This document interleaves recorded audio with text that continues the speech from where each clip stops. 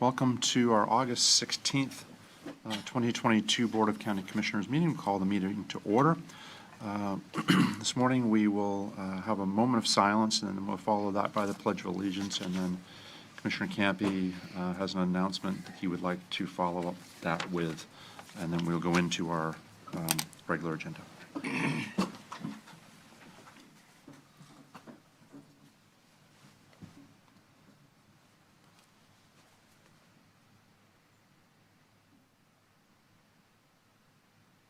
Thank you all very much. I pledge allegiance to the flag of the United States of America and to the republic for which it stands, one nation, under God, indivisible, with liberty and justice for all.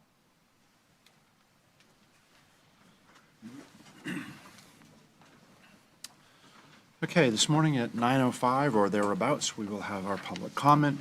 We have some additional items this morning on the agenda. We have proclamation Special Olympics presentation this morning. We also have, turn this down just a little bit.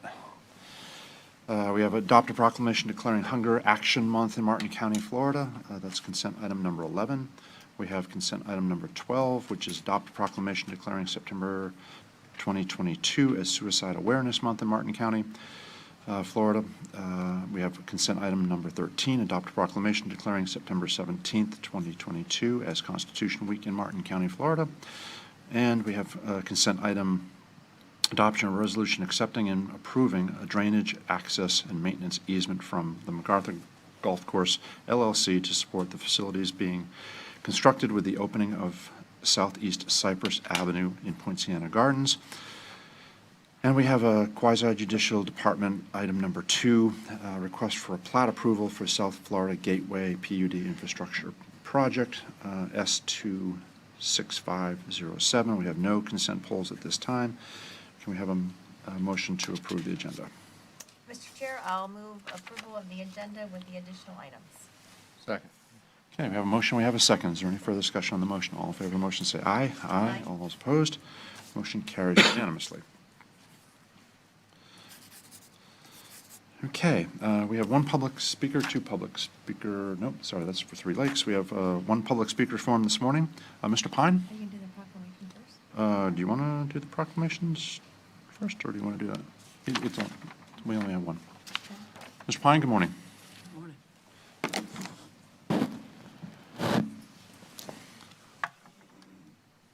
Don, you have your, Commissioners, my name is Tom Pine. Tom, 1 second, please. Just 1 second, please. Sure. Don's gonna, Just want to make an announcement that we are in a political season and we are in a political season, and for public speakers, we do not allow the avocation of election or defeat of a candidate for public office, partisan or nonpartisan. So I'd expect you to adhere by that. You have 3 minutes. Thank you.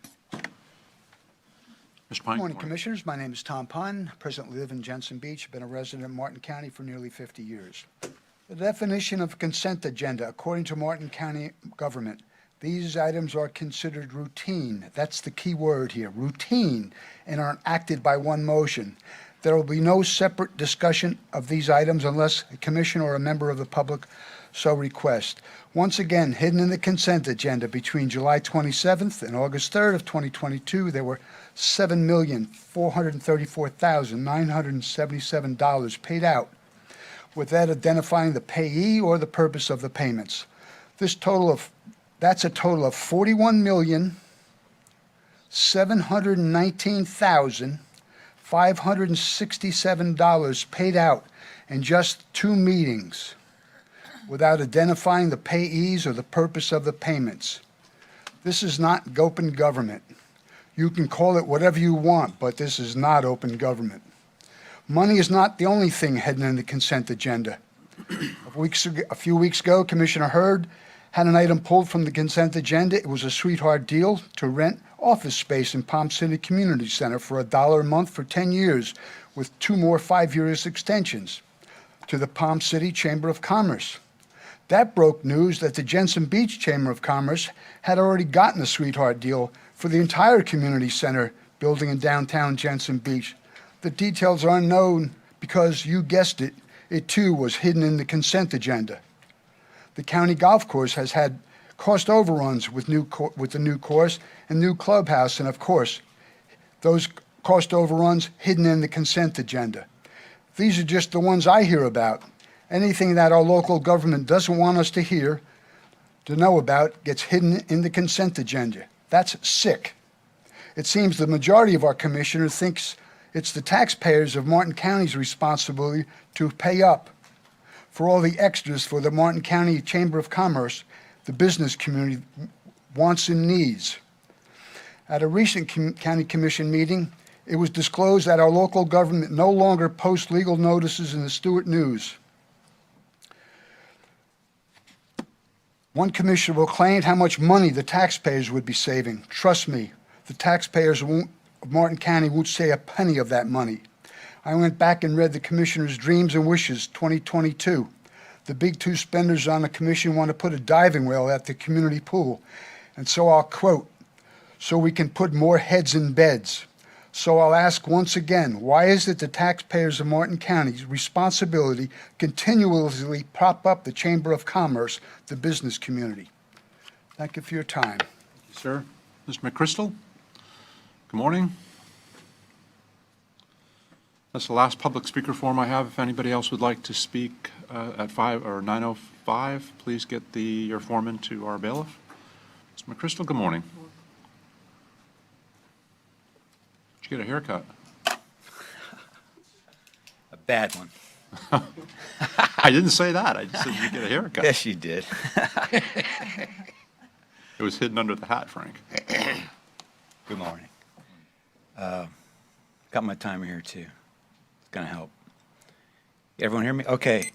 I have the City of Stuart comprehensive plan text amendment sent to the state on July 14th, 2020. Some of us think it was kind of under the cover of COVID.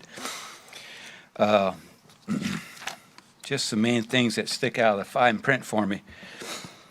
Policy 1A2.1, city development regulations shall continue to contain provisions which allow cluster development, planned unit developments, mixed uses, limitations on impervious surface. And here's the amendment. They added two words, density allowances. And they describe density allowances as innovative land development techniques.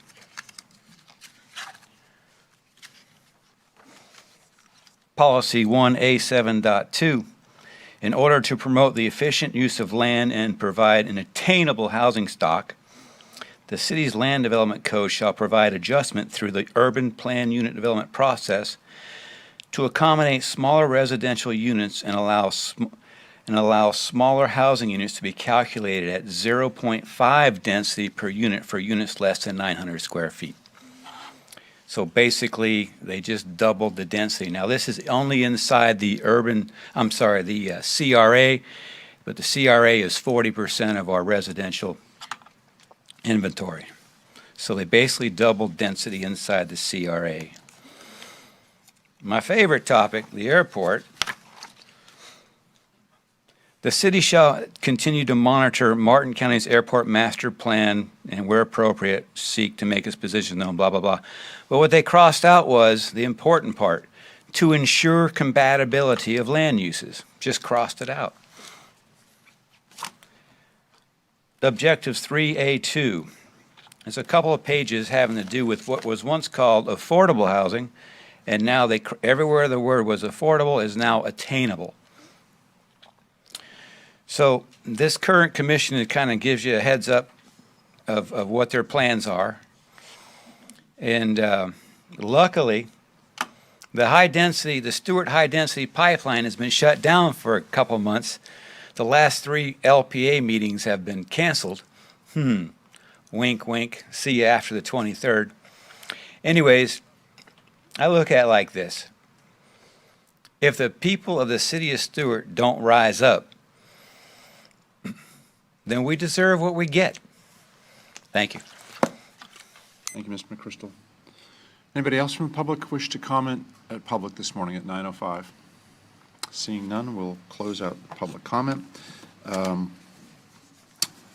We'll go to commissioner comments, and then we'll take on our first proclamation, which is Special Olympics presentation.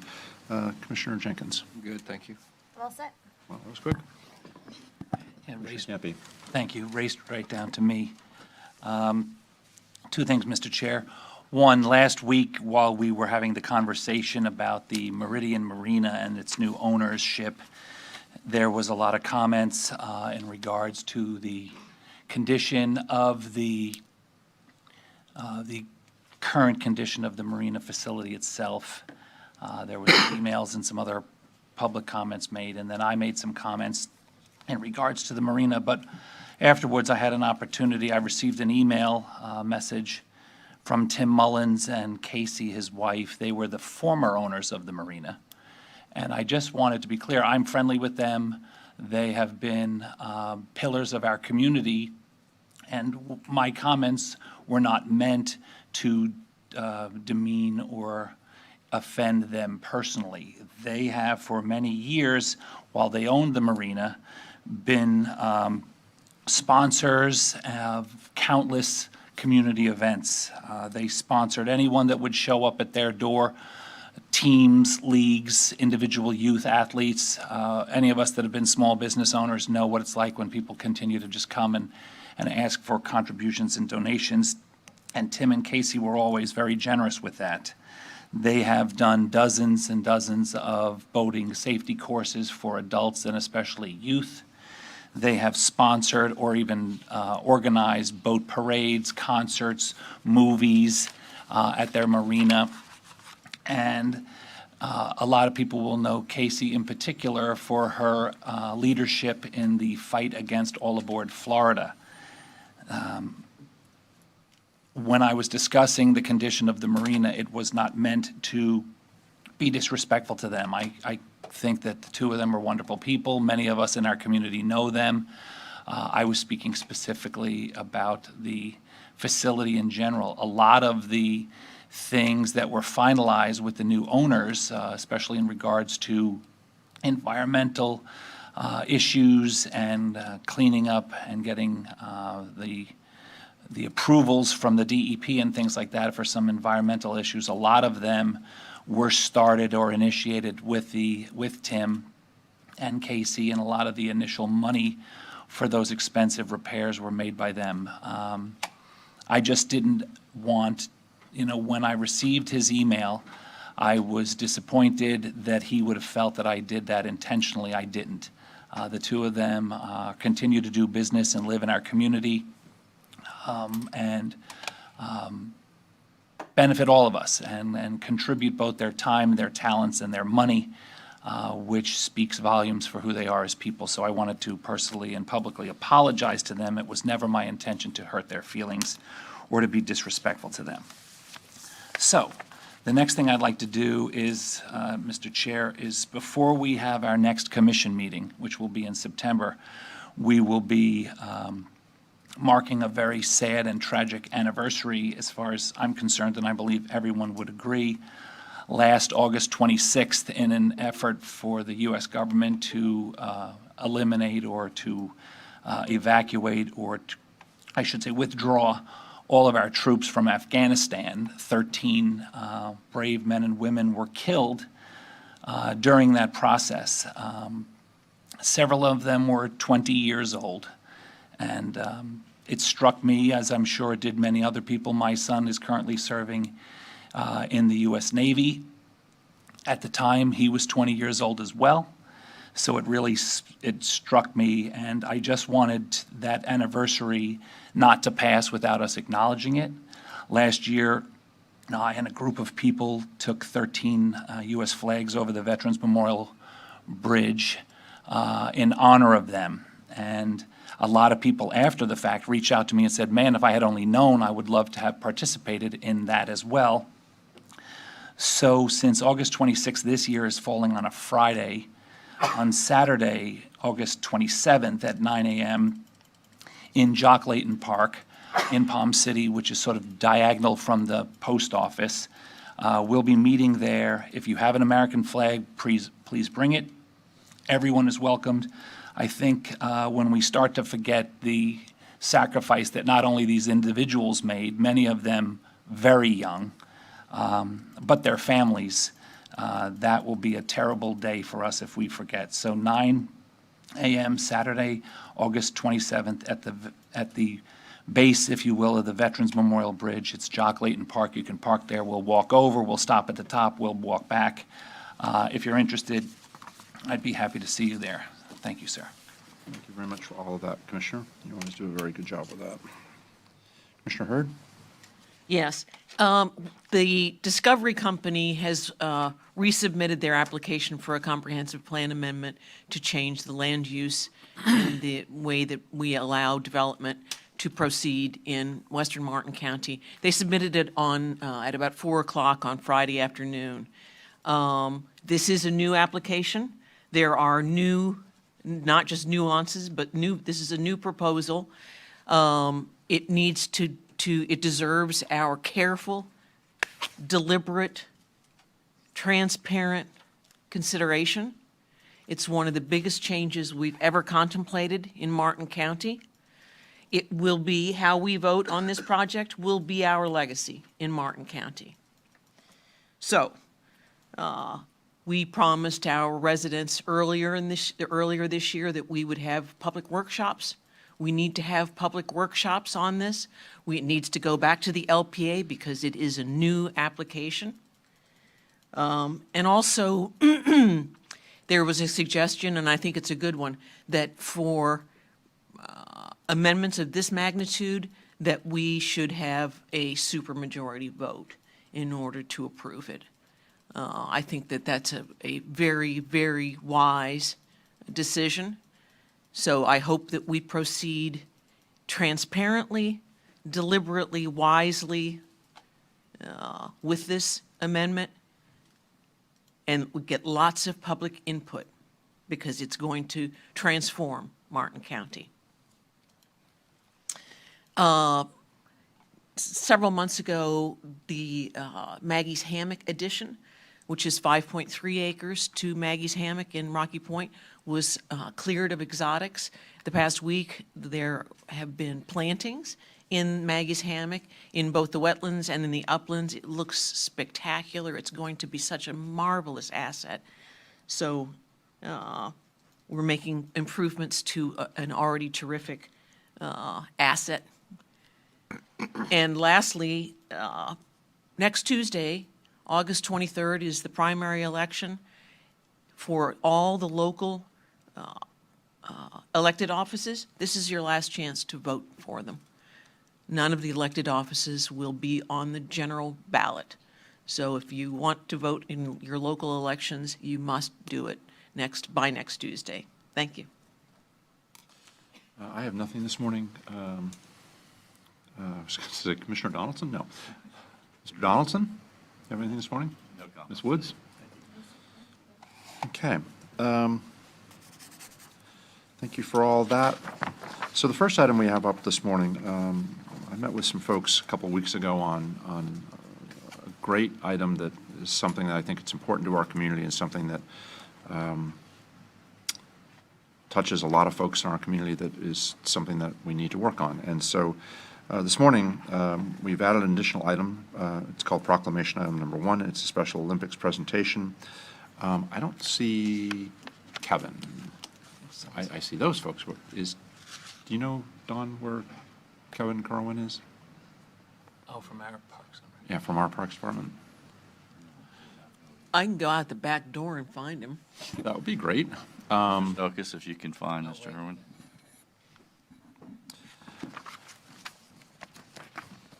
Sorry about that.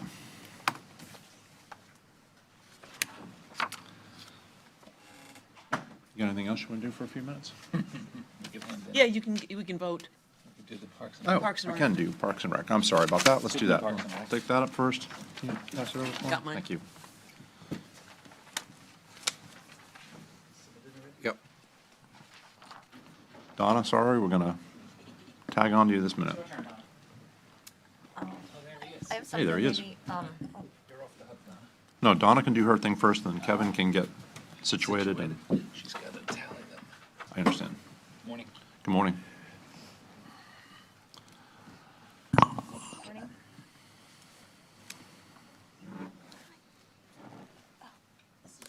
2.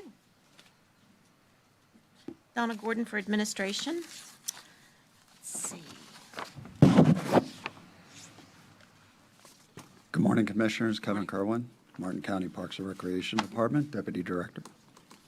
Okay, we have a majority. This is for one position on the Parks and Recreation Advisory Board, and Jessica Levy received 4 votes. Great, we need a motion. I'll move approval. Second. We have a motion, we have a second. Any further discussion on Ms. Levy? All those in favor, Levy, sorry. All those in favor, say aye. Aye. All those opposed, motion carries unanimously. Donna, thank you very much for that. Mr. Kerwin, good morning. Morning, sir. Can you lead us off into this item? I believe We do, we have folks here. here. If you want to come on If up. she wants to come up.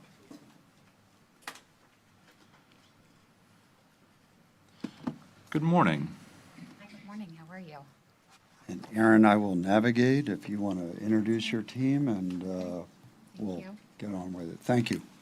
Thank you so much for having us here today. My name is Erin Kozlowski, and I am a Senior Vice President at Special Olympics Florida. And I'm here today with Adam, who is our Regional Director, as well as some really wonderful community supporters of ours, Doug and Bobette Campbell. Thank you. If you can go to the first slide. Every day around the world, Special Olympics athletes come to the playing field to learn, grow, and to compete. What they also find is inclusion and acceptance. The Special Olympics Athletes' Oath embodies the spirit of our organization. That oath is, "Let me win, but if I cannot win, let me be brave in the attempt."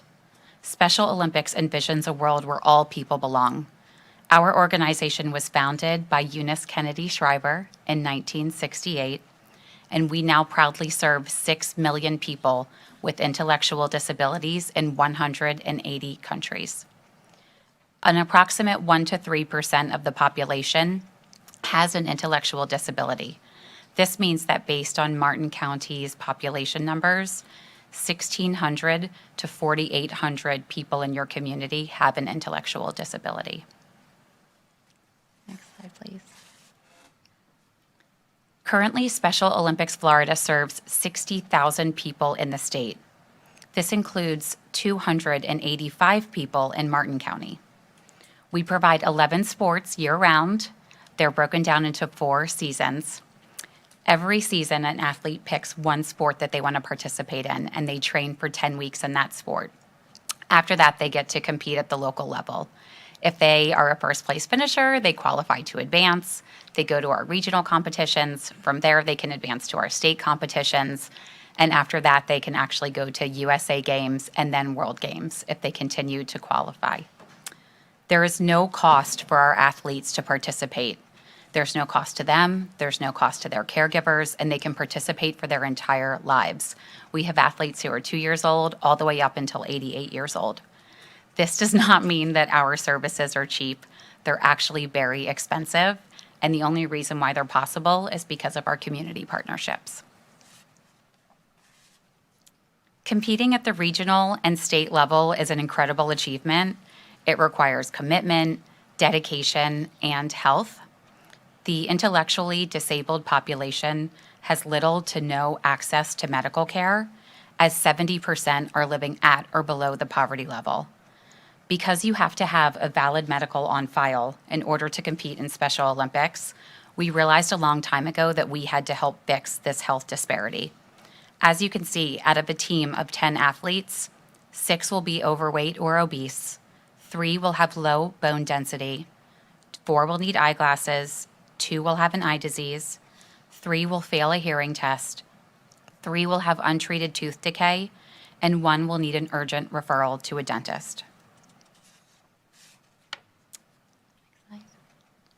So in 1997, we began doing health screenings. I am proud to say that Special Olympics Florida provided 12,000 health screenings last year in 8 different disciplines. These are all provided for free at our competitions. Plus, we work really hard to train health professionals on how to even treat somebody with an intellectual disability. Special Olympics is now considered the world's largest public health organization for people with intellectual disabilities.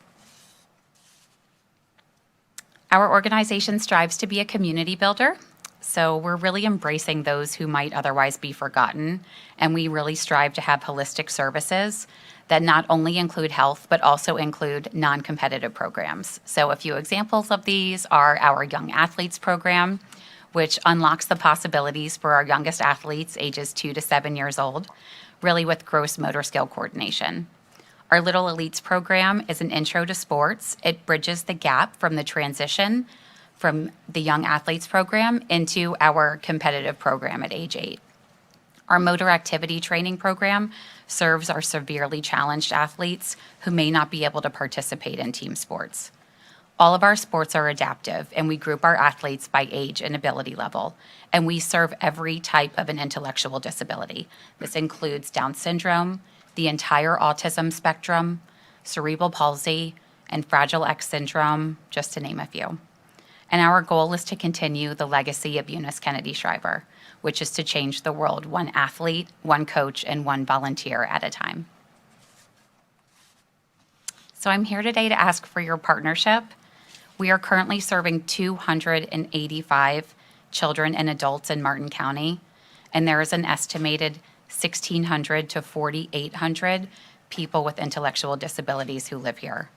We hope that you will consider funding a new county employee whose role it would be to be a head coach of a delegation, also called a team. And we ask that this employee would have access to parks and recreational venues for the trainings of the athletes, and also that they would have access to storage facilities to store sports equipment. Special Olympics will continue to cover competitions, meals, awards, equipment, and uniforms. Next slide. Thank you. So we are asking for your help to allow Special Olympics to provide services in your county. We have to give these athletes a place where they belong, so that they can be accepted, they can have respect, and they can, and more importantly, have social interaction. Thank you for your consideration to help us and for giving these athletes an opportunity to live the lives that they deserve. There's another piece of paper that you all should have, which gives an example of a few other municipalities in South Florida where we are partnering with them, and they do have programs like this. And so we're asking for you to consider those, and you won't be the first. We do have a model to follow. And thank you. I'm available for questions now, or you can Aaron, thank you email me very later. much for all of that. So a couple things that you hit on, I think, that are important for us to think about. One, and I think you explained it really well, but it went over it very quickly. Participants, you can't participate in the program unless you have your health, what's the term for it? It's a valid medical file. A valid Yeah. medical file. And so what has been created in the late 90s was a program that if a child or an adult shows up to participate, you have a system built in now that you can do that screening or health screening, whatever you want to call it, so that they can qualify and that they can become participants. That's Correct. accurate? That is correct.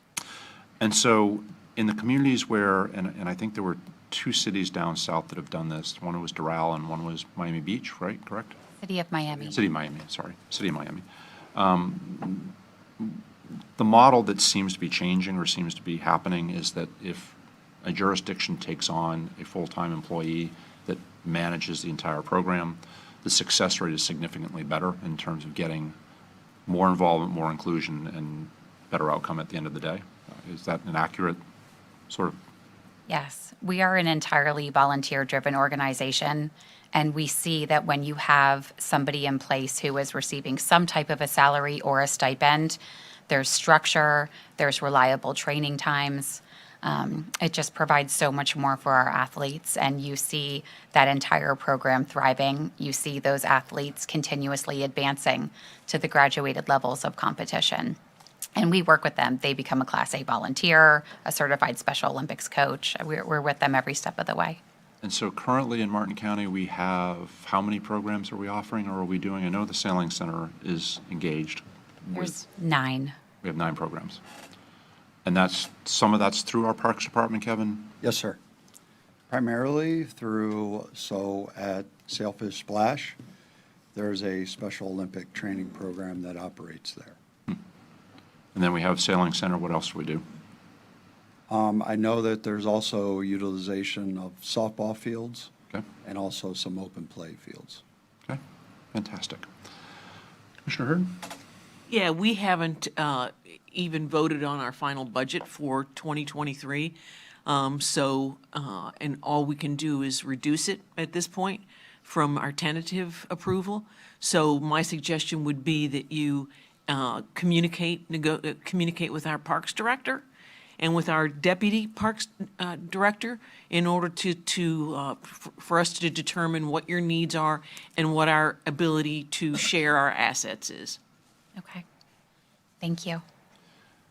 Yeah, and Commissioners, I sort of apologize for the timing on all this. We just met 2 weeks ago and went through this presentation, and I felt whether it was something we could do with this year's budget or not, it was important to sort of put it in front of our community to let people understand that first and foremost, Special Olympics is here, and it's in our community, and it's incredibly supported by folks in our community that are trying to help. And so, is there a place, or should there be a bigger role for us in terms of how the Parks Department can be more fully engaged and more, I guess fully engaged is the right term, so that the 1,400, 1,600 individuals that aren't participating for various reasons, whether they don't have access, which is a whole nother conversation relative to how do we get individuals from their home to competition, and transportation in Martin County is somewhat incredibly limited. As we all know, we struggle with our public transit system in terms of providing expanded services. And so it's our hope that if this effort can move forward and we can start to get more individuals involved, maybe that will spawn the next conversation of what else is missing? What else do we need to do? I noticed, Dawn, I was behind coming off 95 the other day, coming northbound, and the city of Stewart has 2 brand new, like 30-passenger Parks and Rec buses. I don't know how they funded them. I don't know where that came from. I don't know if they used ARPA funds to do that sort of a thing. But eventually that may be something we could either partner with the city of Stewart on or look to doing something jointly. They're beautiful. I mean, they're brand spanking new 30 individual buses for their Parks Department. And I don't know if they get used all the time by the city of Stewart, but that might be something that we can look towards them to, collaborating on how do we do this additional work. But I thank you for the time listening. Aaron, thank you for bringing your folks and to the Campbells. Thank you very much for all your help and what you're doing in our community. Anything else, Kevin, you want to add, your experience with your former role down south? To just echo what Aaron presented, I mean, it is a piece of a recreation offering, obviously to folks that are craving recreation. There are many different models to how this is presented. A lot of the models that are used are through non-for-profit providers, which we also have here in Martin County. So I think it is. I'd like to thank Erin and her team for coming and give the presentation also. And it's valuable. I mean, and it is something that is part of a complete recreation experience and package. I think this, Commissioner, you still sit on the CSC, correct? I think this is also a conversation that needs to go to the Children's Services Council. I think there's a role in how we fund a strategy like this. I don't know that it needs to be completely the county, but I think Children's Services Council certainly has a piece of this. And so, Commissioner, I don't know if you can get it on their agenda for a conversation at some point, but let's please do that, and let's see if we can't move this forward somehow. Erin, anything else? No, thank you. Thank you, very much. and thank you for all you do for those involved. It's a privilege. I've been with the organization for 9 years and I love it. So thank you for hearing us, and we hope that we'll be able to partner with you. That's great. Thanks very much. Anybody else? Anything? Kevin, thank you very much. George, thank you. Okay, next up. We did the first item we have on the agenda is public hearing item number 1, legislative public hearing to consider transmittal of a comprehensive plan amendment CPA 2104, find future land use amendment. Mr. Doolin, good morning. Good morning, members of the board. My name is Clyde Doolin, Comprehensive Planning Administrator, for the record. Before I get started into public hearing 1, I'd like to jump to a supplemental memo because there are 2 plan amendments here, public hearing 1 and public hearing 2. They are somewhat interrelated. Also, for the benefit of everyone in the audience, these are public hearings. They are not quasi-judicial public hearings. They are legislative. So they operate under a little different procedure than the quasi-judicial ones. These are plan amendments. They involve 3 public hearings. The first one was before the local planning agency for each of these items. The second one is the transmittal hearing to consider whether the board should transmit the plan amendment, a future land use map amendment, to the state for additional review. And then if the board decides to transmit, it will come back later to the board for adoption. And with that will also be public hearings on whether to rezone the properties to zoning districts that implement the proposed future land use designations. So before I start really with either one of these public hearings, these plan amendments, I want to try and avoid some confusion if possible. There are 2 properties that are adjacent to each other on the north end of Gomez Avenue. One is owned by the Loblolly Community Service Corp., which is where my cursor is right now. It's about 51 acres. The other is owned by the Florida Inland Navigation District. It's about 63 acres. To orient everybody and locate everybody, this is Gomez running north and south. This is the Intercoastal Waterway here to the right. The Loblolly Bay community is here to the south, and the Loblolly Pines subdivision runs north and south between the railroad tracks and Gomez Avenue. As you can see, the Loblolly, the LCSC property is isolated from either the Loblolly Bay, and it's across the street from the Loblolly Pines. These 2 property owners are proposing to swap about 51 acres. And that's what's driving both of these proposed future land use map amendments. So the Loblolly, the LCSC has 51 acres with a residential estate density of 2 units per acre. And the Florida Inland Navigation District has about 63 acres with a conservation future land use designation on it. They're proposing to swap and take so that the Loblolly LCSC will own approximately 51 acres here on the south part of the land where my cursor is outlined in red. And the Florida Inland Navigation District will take ownership of the 51 acres here outlined in yellow. And that's what's driving both the land use changes. So this is the ownership that I just discussed, and this is the area outlined in red is proposed to become owned by LCSC. And this part right here in the middle is not proposed to change ownership, but its land use is proposed to change because conservation is not really the most appropriate land use designation for dredge and spoil materials, as our comprehensive plan requires. So this is a proposed change that will involve both properties to the north and the south. The southern property will go from conservation to residential estate density. The northern 51 acres will become conservation and general institutional. Conservation where the wetlands are located, general institutional where the upland boundary picks up. I wanted to try and first explain what's going on between the two. The nice thing is, there's no net change in density, number of possible units here. There's no increase in trips on the roads above what's already permitted. There's no impact on public facilities. There's no issue with sprawl or any of the criteria in Florida statutes in that respect.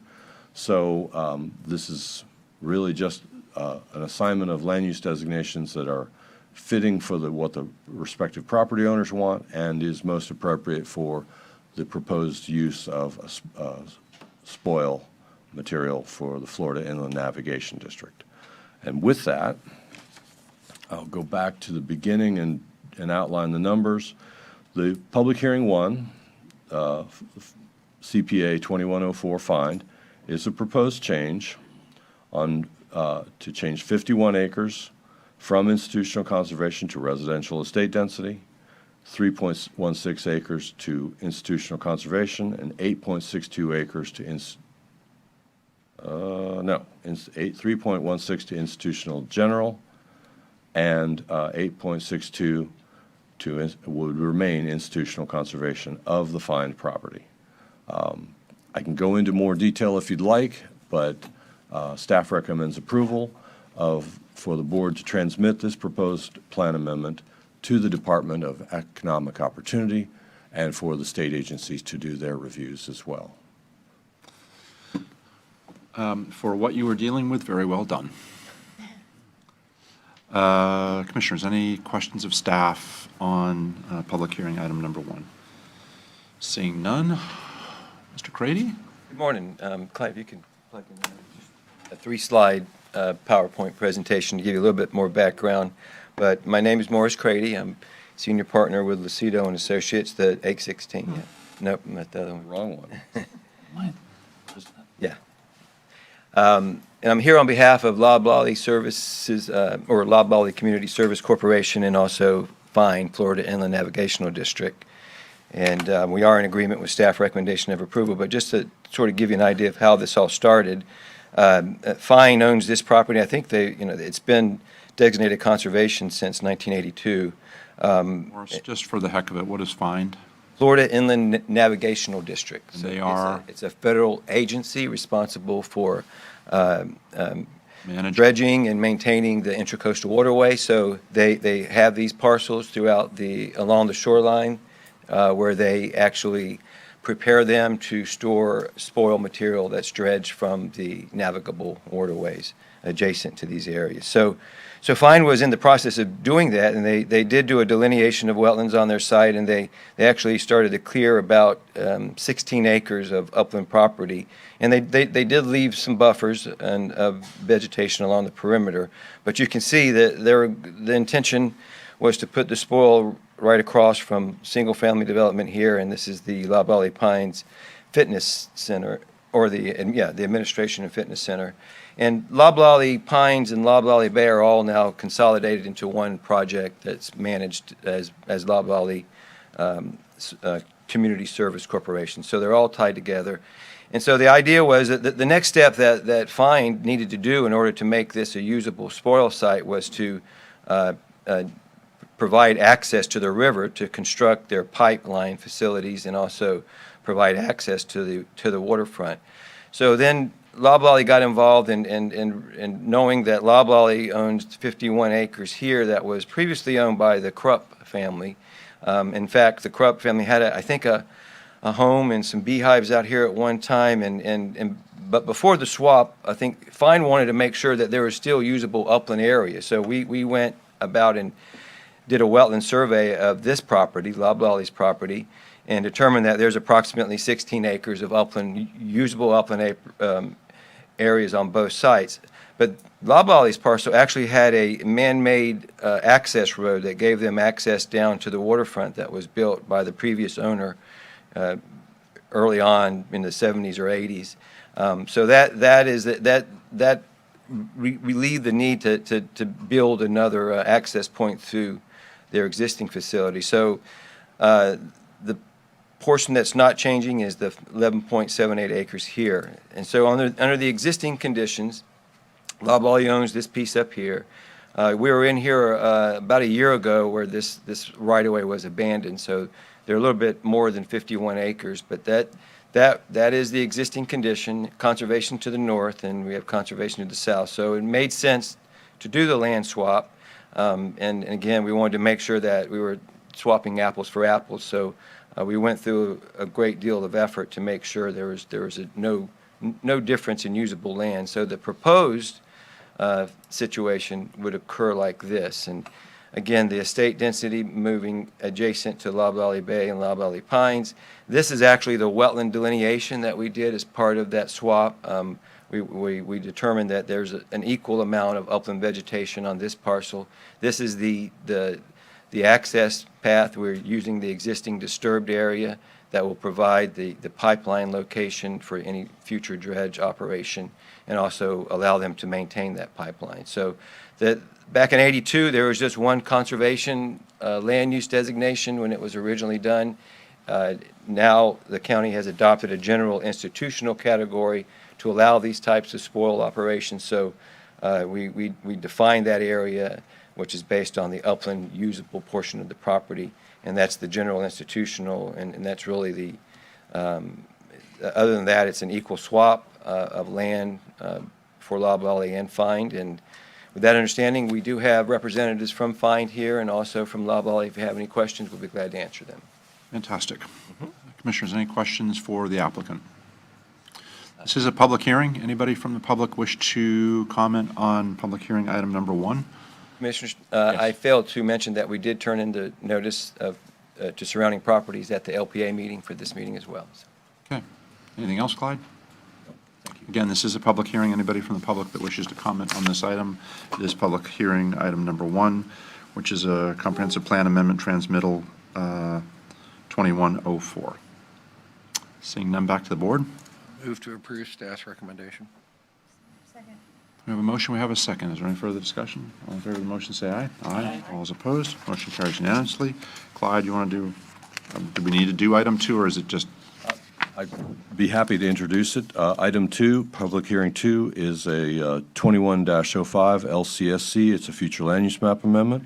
It proposes to change the future land use designation on 51 acres from residential estate density to institutional general 37.9 and institutional conservation. I'm sorry, from 14.7 acres of institutional general and 37.9 acres of institutional conservation. And staff recommends approval. Fantastic. Any questions for staff? Morris, you want to add anything? Sorry? Just for the record, it'd be helpful. For the record, we're in agreement with staff recommendation of approval. Fantastic. Excuse me, Commissioner, and were the notices given at the LPA meeting? Yes, the notice for this application was also turned in at the LPA meeting. And just one more thing for the record, if we can just adopt the presentation from the first public hearing to the second one, just so they both have the same. Certainly. The supplemental memo that I covered in my first presentation is attached to both items, so it's in the record for both. Fantastic. This is a public hearing. Anybody from the, I'm sorry. She didn't announce who she was. Oh, I'm sorry. We're getting a critique. Sorry, Elise Elder, Senior Assistant County Attorney for the record. See, there you go. Thank you. Thank you. I'm all about the record. The needle on the record. Nice, very nice. This is a public hearing. We'll try one more time. Anybody from the public wish to comment on CPA 2105, this is public hearing item number 2? Seeing none, back to the board. Move staff's recommendation. I will second it. We have a motion, we have a second. Any further discussion on the motion? All in favor, say aye. Aye. All opposed, motion carries unanimously. Clyde, thank you very much for that. Thank you. Thank you. Mr. Chair. Yes, Commissioner Heatherington. Dawn. Oh, Mr. Donaldson.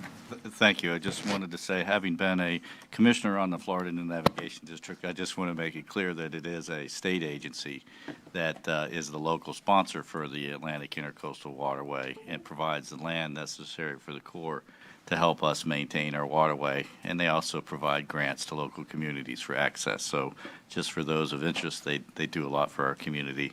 I'm no longer a commissioner on the board, but they do a lot of work for us. Thank you. I assume that's what you meant when you said was or were or Yes. something like that.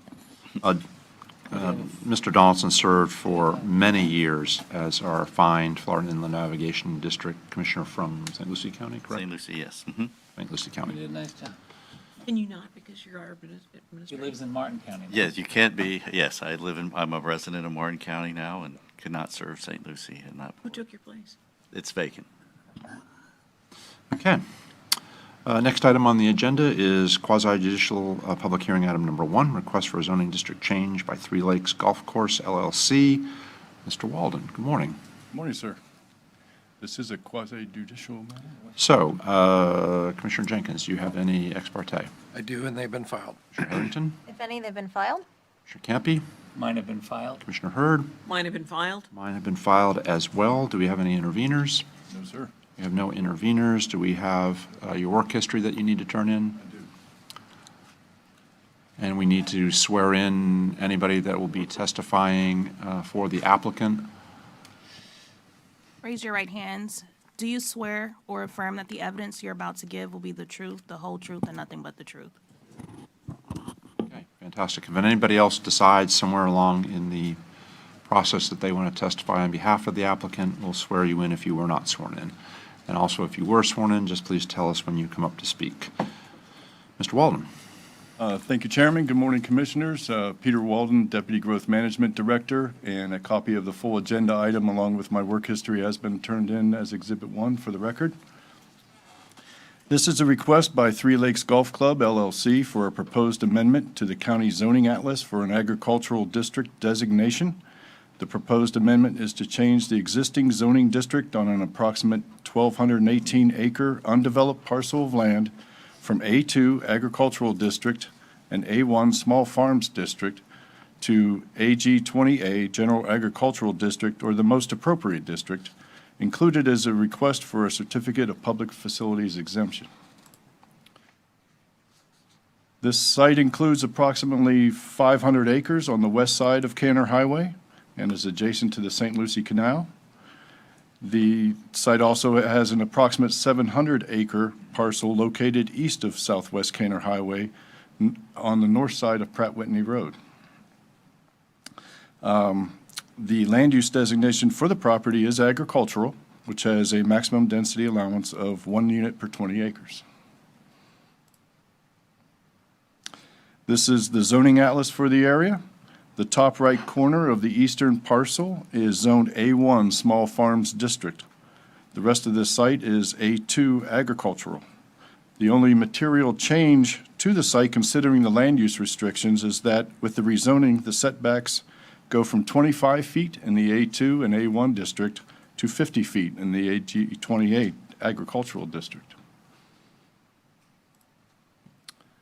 A1 Small Farms District is not consistent with the agricultural, yes, it is not consistent with the agricultural land use. Therefore, the request to rezone is considered mandatory. Development review staff have found the application to be in compliance with all applicable land development regulations and comprehensive growth management plan policies. And therefore, staff recommends the board move to receive and file the agenda item and its attachments, including the staff report as Exhibit 1, and move that the board approve the request for rezoning from A1 Small Farms District and the A2 Agricultural District to the AG20A General Agricultural District for the Three Lakes Golf Club. That concludes my presentation. Be glad to answer any questions. Mr. Walden, thank you very much. Commissioner Hurd? Yes, does A2 permit golf courses? Yes, it does. Does A1 permit golf courses? Yes, it does. Can you show me where they, in the agenda where where those uses are allowed in A2 and A1? I saw where they were allowed in AG20A, but didn't see where they were allowed in A1 or A2. Let me get to the staff report. I believe I have everything in there. This is the permitted uses for the AG20A and the A1 Small Farms District. Let's see.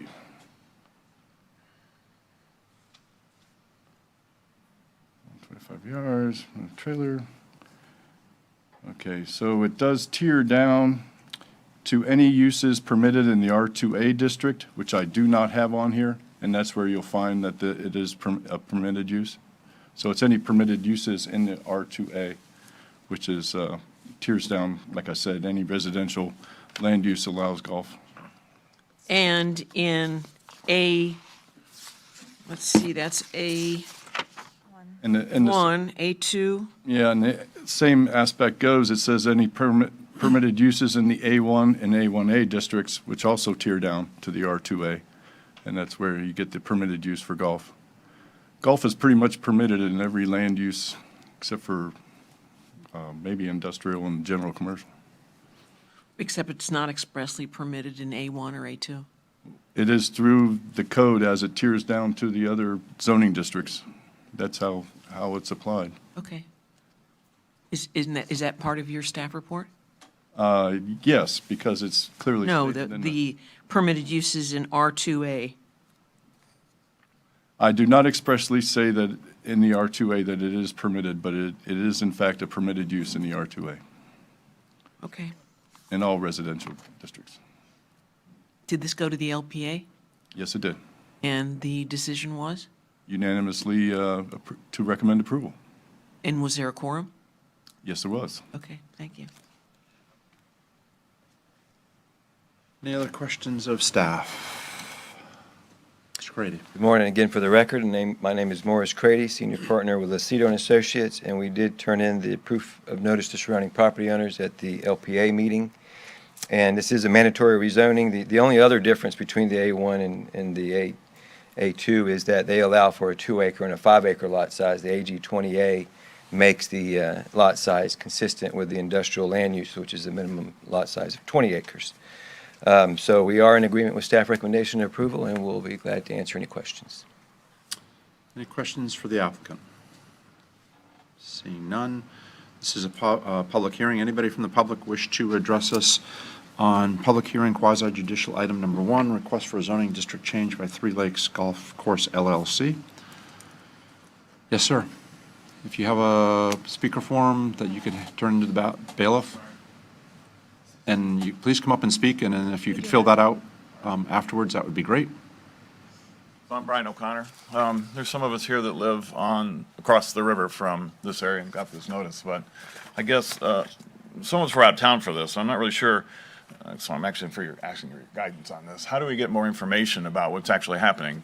So across the river, for instance, there's at least a 200-foot federal right-of-way along the river that they can't work in, and so we're trying to understand what's actually happening, because you understand all the AG this and R2 that and 20 acres and 5 acres. Are we getting 20-acre farms across the river from us, or are we getting 2 acres? What's coming together? So how do we get that information? Can you guide us a bit? So we don't, if you haven't done this before, which I don't No, recognize first you time, doing this sorry. before, which is fine, we don't engage in a back and forth on public comment, but staff will respond to your questions. All And right. if there's further discussion. Gentleman right here? Yes. Okay, If there's- perfect. If there's further information that is not discussed here that you need, we will take your name. That's why we fill out those little speaker forms, Right. so that we can get back in touch. I say we, staff can get back in touch with you to Perfect. answer anything further. All right, that's all we're trying to find out. Thank you very much. Great, thank you very much. Appreciate it. Anybody else from the public? Folks, if you are going to speak, we need you to fill out a public speaker form. You can do that after you speak, but come on up. And just please tell us who you are, which should be helpful. And then, again, Good please. morning. I did fill in a form. My name Oh, I'm is- sorry. Are you Megan Davis? I am. I apologize, sorry. You're welcome. It's okay. No offense. Again, I'm busy and it's difficult keeping track of all these things, but a couple of concerns that some of us across the river have is the notification we got had a very broad category that said, or the most appropriate district for an approximately so many acre undeveloped parcel. Wow, that is so open to them doing whatever they want. So I would expressly say that we would like to make sure that this is not left open, because we all know that developers slide things in that we might not see coming, like the fire station on Kenner Highway. And then I understand that this is proposed to be a number of golf courses for wealthy people, and realistically, that's not a problem. But I have friends that live on golf courses, and it's horrible how Martin County has regulations that allow golf course management to make whatever racket they like at pretty much whatever time of day they like. And it's awful for people that live on or near golf courses. So I know this is a meeting about rezoning, but could you bear that in mind for those of us that live close by? We don't want to be awake at 5:30 in the morning with awful landscaping and so on noises. So I'm not sure if this is appropriate time for that, but I would ask that you all keep that in mind. Okay, and then just a comment. I'm a veterinarian. I deal with poultry. I saw there was a motion to stop people in Martin County having poultry. I'm alive and well, having lived with chickens all my life, and my nickname as a kid was Chicks. So please don't let people who are fearful of issues that don't exist change the lives of people who like chickens. Thank you. Thank you, ma'am. Mr. McChrystal? Thank you. And that is the last public speaker forum I have for this item. Anybody else wish to speak, please, again, get your thing into the bailiff. Mr. McChrystal, good morning. Yes, apparently Martin County is going to be golf courses from here to the end. And the thing is, when we look at our goals, okay, and we know that golf courses are inherently full of pesticides, monstrous amounts of fertilizer. It's just the whole, and if you look at a map of Martin County and you see the amazing amount of golf courses, and the reasons developers use golf courses, the golf courses are a place to hold the water that they need to hold when they develop swampland. That's just been the model forever in South Florida. But in Martin County, I mean, are we really different? I think that we know that the wealthiest people in the world all want to come here to play golf for a couple months out of the year.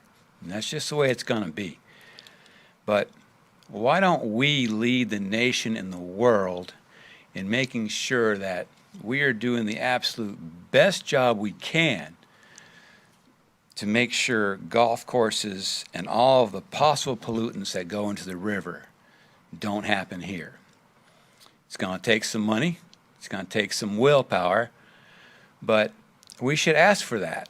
If we're going to be golf courses from here to the lake, we should ask for the absolute state-of-the-art, top-of-the-line, highly technical, even if it's experimental, ways of making sure that all water and pollutants created by these golf courses stays on their land. Okay, thank you. Crystal, thank you very much for that. Anybody else from the public wish to comment on quasi-judicial hearing item number 1? Ms. Elder, you had your light on? Yes, Elise Elder, Senior Assistant County Attorney. Just for members of the public, this is a quasi-judicial hearing on the rezoning. So the board has to base its decision on the competent, substantial evidence presented at this hearing, and a use is not presented today. It will be presented in the future, and that's the time when, addressing the use would be appropriate. So for this hearing, it's just based on the mandatory rezoning before the board. Mr. Walden, did you want to comment on some of the public comment at all? Not at this time. Okay. To the individuals that spoke, to the folks that spoke across the canal, we do have your number, and we will have staff reach out to you and make sure that you're informed when we're having other conversations about this project and others that may affect you. Okay? Commissioner Campy. Thank you, sir. I'd make a motion to accept staff's recommendation. You second that, Harold? Okay. Is there any other further discussion on the motion? All in favor of the motion, say aye. Aye. All is opposed. Motion carries unanimously. Mr. Walden, thank you for that. You have the next item up. Next item is public hearing quasi-judicial item number 2, request by Palm Pike Crossing LLC for a major site plan approval for Palm Pike Crossing Lot 5, Phase 4, P175-005. Mr. Walden. Commissioner Jenkins, do you have any ex parte? I don't believe I do, but if I did, there's filed. Commissioner Heatherington? I don't believe I do either, but if so, they've been filed. Commissioner Campy? I have none. Commissioner Hurd? I have none, and they've been filed. If I do, they are filed. Are there any interveners? No, sir. This is a quasi-judicial hearing. Anybody that is going to testify in this hearing, please rise and be sworn in. Please raise your right hands. Do you swear or affirm that the evidence you're about to give will be the truth, the whole truth, and nothing but the truth? Mr. Walden, did you turn in your notebook? I do have a copy of my work history and the agenda item for evidence Exhibit 1. And were there any notice requirements required on this? There were, and they were turned in at the LPA. Fantastic. Did I miss anything? I don't think so. I think we're ready to go. You did great. Okay, thank you. Hello again, this is Pete Walden with the Growth Management Department, and this is a application for Palm Pike Lot 5, Phase 4. It's a request for major final site plan approval for a 120,600 square foot residential storage facility on a 4.2 platted industrial land use lot with limited industrial zoning. This is an aerial of the site. The area outlined in red is the proposed residential storage facility site. This is the Palm Pike Industrial Park. This is an area of wetlands and preserves. This is a proposed Wawa, which has been approved. This is a Tractor Supply, which has been approved, and all of the infrastructure, which is under construction, which has also been approved.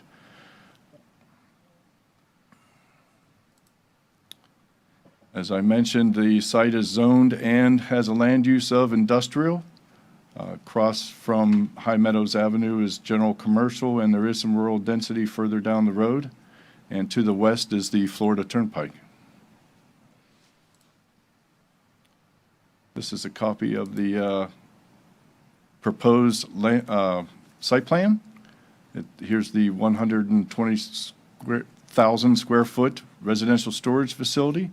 It is 3 stories tall. Something a little unusual for this type of industrial site is it has 47% open space, which is very accommodating. And there are no unresolved issues with the site and meets code as straight zoning. And therefore, development review staff have found the application to be in compliance with all applicable regulations. And staff recommends that the board move to receive and file the agenda item and its attachments as Exhibit 1, and move that the board approve the final site plan for Lot 5, Phase 4 of Palm Pike Crossing. That concludes my presentation. Be glad to answer any questions. Very good, thank you. Commissioners, questions for staff? Seeing none, do we have the applicant?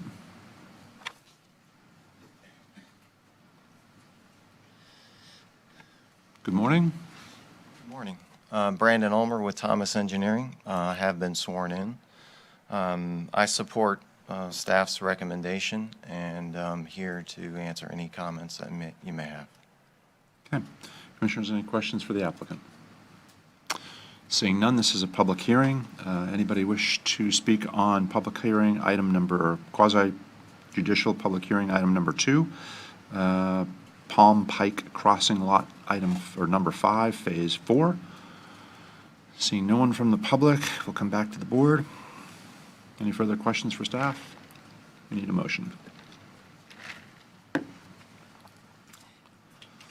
Mr. Walden, tell me what were the Phase 1, 2, and 3? What were the approvals for? Phase 1 was for the infrastructure and the Wawa site. And also, I think the Tractor Supply. Phase 2 are these other sites which have been under review. And Phase 3, Brandon, can you help me out there? I forget how that worked out with the site. This wasn't originally my project. Yeah, so Phase 1 was the Wawa, the Tractor Supply. Phase 2 was the car wash. 3 was or is under review. That's Lot 4. And then we're on So we're approving 4 before 3? Phase 4. Well, it's a master plan, approved, platted industrial park, so once the infrastructure's in, you can approve any phase in any order. It's not like the first phases this is contingent on the first phases being complete. All the infrastructure will be in place. How much, what's the undeveloped portion after this? I'm not sure what you mean. Well, There's- so we there'll have, be- we have a Tractor Supply, we have a Wawa, we have a car wash. Now we're approving a 120 square foot residential storage facility. And how much else of the site is developable? This site right here that I'm outlining Yeah, is just still under review. Lot 4 is under review. That's a minor. Oh, so that won't come to us? Correct. And these are all individual lots. I guess you could think of it as multiple lots in a residential community. You can build on Lot 100 or you can build on Lot 1. They're just, So the other lots, unless they're 50,000 square feet or more, are minor and therefore are administratively approved? Well, actually, that would be if they were industrial use. If they're commercial, it would be 25,000 feet is the threshold for a major. And the property to the east that you can see in the green, that's roughly 40% of the site? That is all preserve and wetland preserve and buffers. Okay. So, we didn't have a motion yet.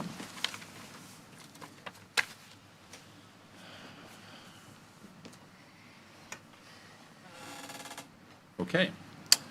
This is not my district, but I'll move to approve. Did you second it? No. No. No. Okay. Well, that's interesting.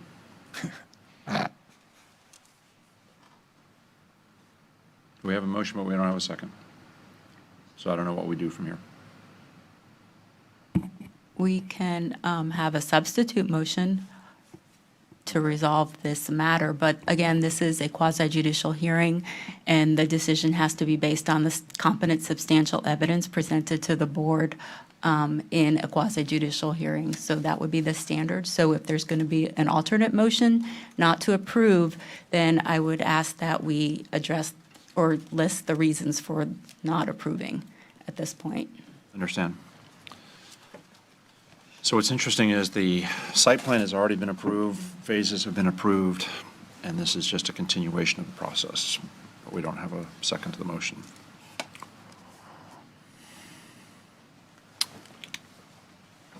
Commissioner Campy? Thank you. With all due respect to the applicant, no one has ever reached out to me as the district commissioner to discuss this project.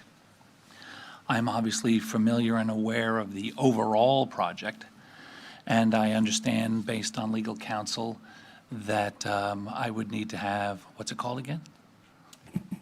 Competent substantial evidence that it does not comply with our code, our regulations, our comp plan. Correct. So I'm not saying that it doesn't necessarily do that.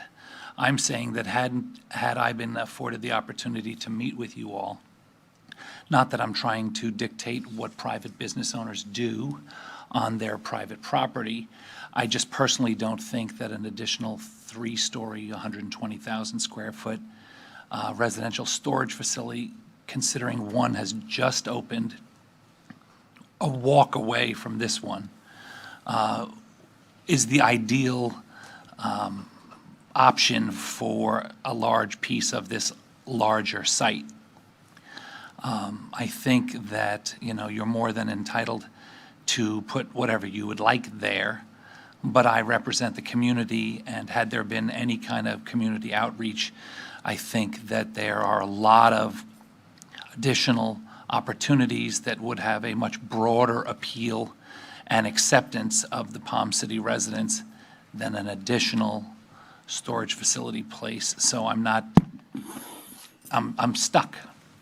Ms. Because Wood? I would like to have worked with you, just one more I moment. know it. I want to stop you before you get too much further. Okay. Please, Ms. Woods?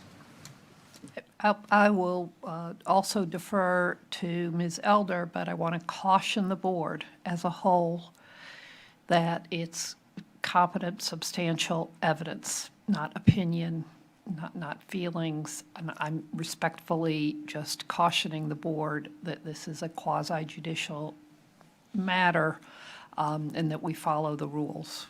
Thank you. Ms. Elder? No, Dawn, I'm sorry. Fine. Commissioners, there are, I think the issue is that there are property entitlements that have been granted to this by virtue of prior action. So our ability to negotiate or change is very limited. My suggestion is perhaps it's maybe 15 minutes early, but we take our break now and get a chance to perhaps explore any questions that you might have individually with staff. Okay. Let's take our 10-minute break, 15-minute break. We'll come back at 10:30.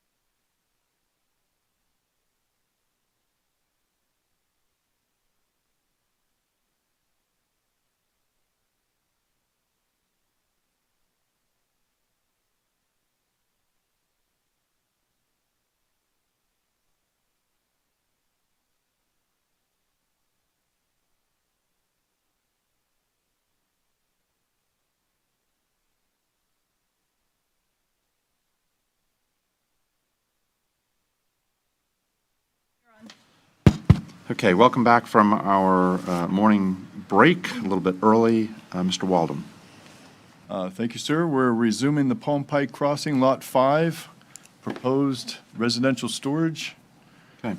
And I think it was to the board for a vote. Ms. Elder, did you want to add anything else? I did, and I was asked to just recap where we left off. So the board has to take some action under Florida law. We can't just leave it where there's no action. So action has to be taken today. That decision should be based on the competent substantial evidence that's been presented in this quasi-judicial hearing. So if there's an approval, it would be based on that. But if there's a denial, it would have to be based on the same evidence, and you have to outline which areas of the comp plan or the land development regulations that are not in compliance. So our decision has to be based on the evidence presented, and there has to be basically a reason for a quasi-judicial proceeding.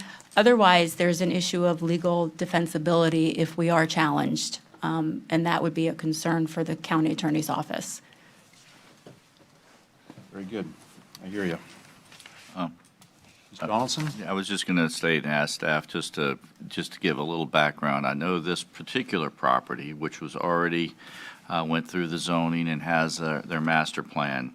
And the site in particular on Lot 5, as I recall, at one time had approval or conceptual approval for could have a hotel on the site. So I just want to, if you could just at least state what's there now, while it may be the building height might be a concern to some, I think its intensity is yet less than what had conceptually been approved. Sure. As well as everyone knows, this was originally proposed as the Costco site, which would have been a Costco 250,000 square foot building with a gas station. Costco retracted or withdrew that application. Now this has gone through several iterations, and it's ended up as this platted subdivision of lots with the Wawa, the Tractor Supply. And this was actually had a pre-application meetings and proposals for a 4-story hotel. COVID happened, and hotels got quickly unpopular, so that didn't happen. And that's why the site is kind of too big for a residential storage facility, but then that's where the extra open space comes into play. The site has always had a land use of industrial with industrial zoning. There was a recent change in 2021 to increase the height for commercial uses in industrial projects. So that would allow any commercial activity in here or any light industrial complex to go to 40 feet. So this is where they get to the 40-foot building that they're proposing, which is a 3-story residential facility. Residential facilities, as we know, are pretty quiet. They're not traffic generators. So there are other uses that can be much more intense for the site, but that is not what's before us today. Is there anything else that I can follow through with? No, and that was residential storage facility. Correct. Okay. Commissioner Heatherington. So my question was, what year was, it's the zoning that, Ms. Woods said that they had particular entitlements. What year was this property zoned to have those entitlements? And has storage unit always been, at least it's not going to be a hotel, but storage units always been included in that? Yeah. Maybe get the resolution, but I don't think so. Yeah, I don't think so. Good morning, Commissioners. Paul Schelling, Growth Management Director. We're going to try to... I know the zoning and land use have been in place, I believe, since the 80s, but we'll go and look for it here and see if we can get a resolution for that. There is a lot of areas in Martin Downs that has actual industrial zoning that has other commercial type uses on it.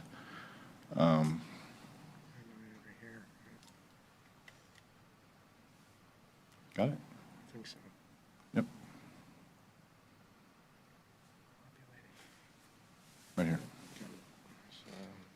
So you'll see that there's a large area of industrial zoning that goes all east of the Turnpike, all along Martin Downs Boulevard.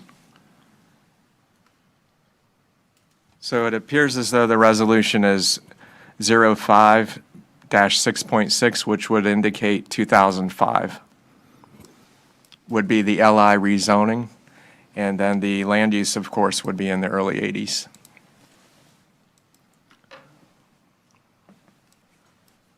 And like I said, you can see the industrial land uses throughout this whole area. And it goes all the way along western Martin Downs Boulevard, and that has been in place since the 80s. So just for clarification, when the comprehensive plan was conceived, put together, and land uses were assigned, because zoning was assigned back in 67, 68, correct? Land use came along much later, in the 80s, early 82, whatever, right? So at that point, or somewhere in that point in the 80s, industrial was assigned to the entire site, or what we see as industrial today. And the zoning, from what you just said, was in '05, that was lined up with what the land use maps required, or at least would have had it be consistent with what the industrial was. Is that accurate? Yes, I believe it is. Okay, Commissioner Hurd. Yes, when was the height limit expanded for industrial? 2021, there was an ordinance change brought forward for any commercial uses in light industrial to be able to go to 40 feet. From? From 30 feet. General industrial already allows 40-foot height. Okay. Well, we've painted ourselves into a corner, second. But again, so land use is what on this currently, or is? Industrial. Industrial. And so in industrial, when would you have been able to have, was any industrial 40 feet? Just a general industrial, and then the change was to make light industrial for commercial uses only, ability to go to 40 feet as well. And had a hotel chosen, not because of COVID, to go here, what would have been the requirements of the hotel use? It would have been a permitted use in the light industrial. Okay. And it was proposed at 40 feet, that's, you know. Okay, so that was consistent with what we're roughly seeing today? Yes. Correct. Okay. Except, in all honesty, we're getting 30% more open space to the east, is that 30%, 40? The total site has 47% open space. But I mean, on this site? On this lot is 47% open space. Okay, great. Thank you.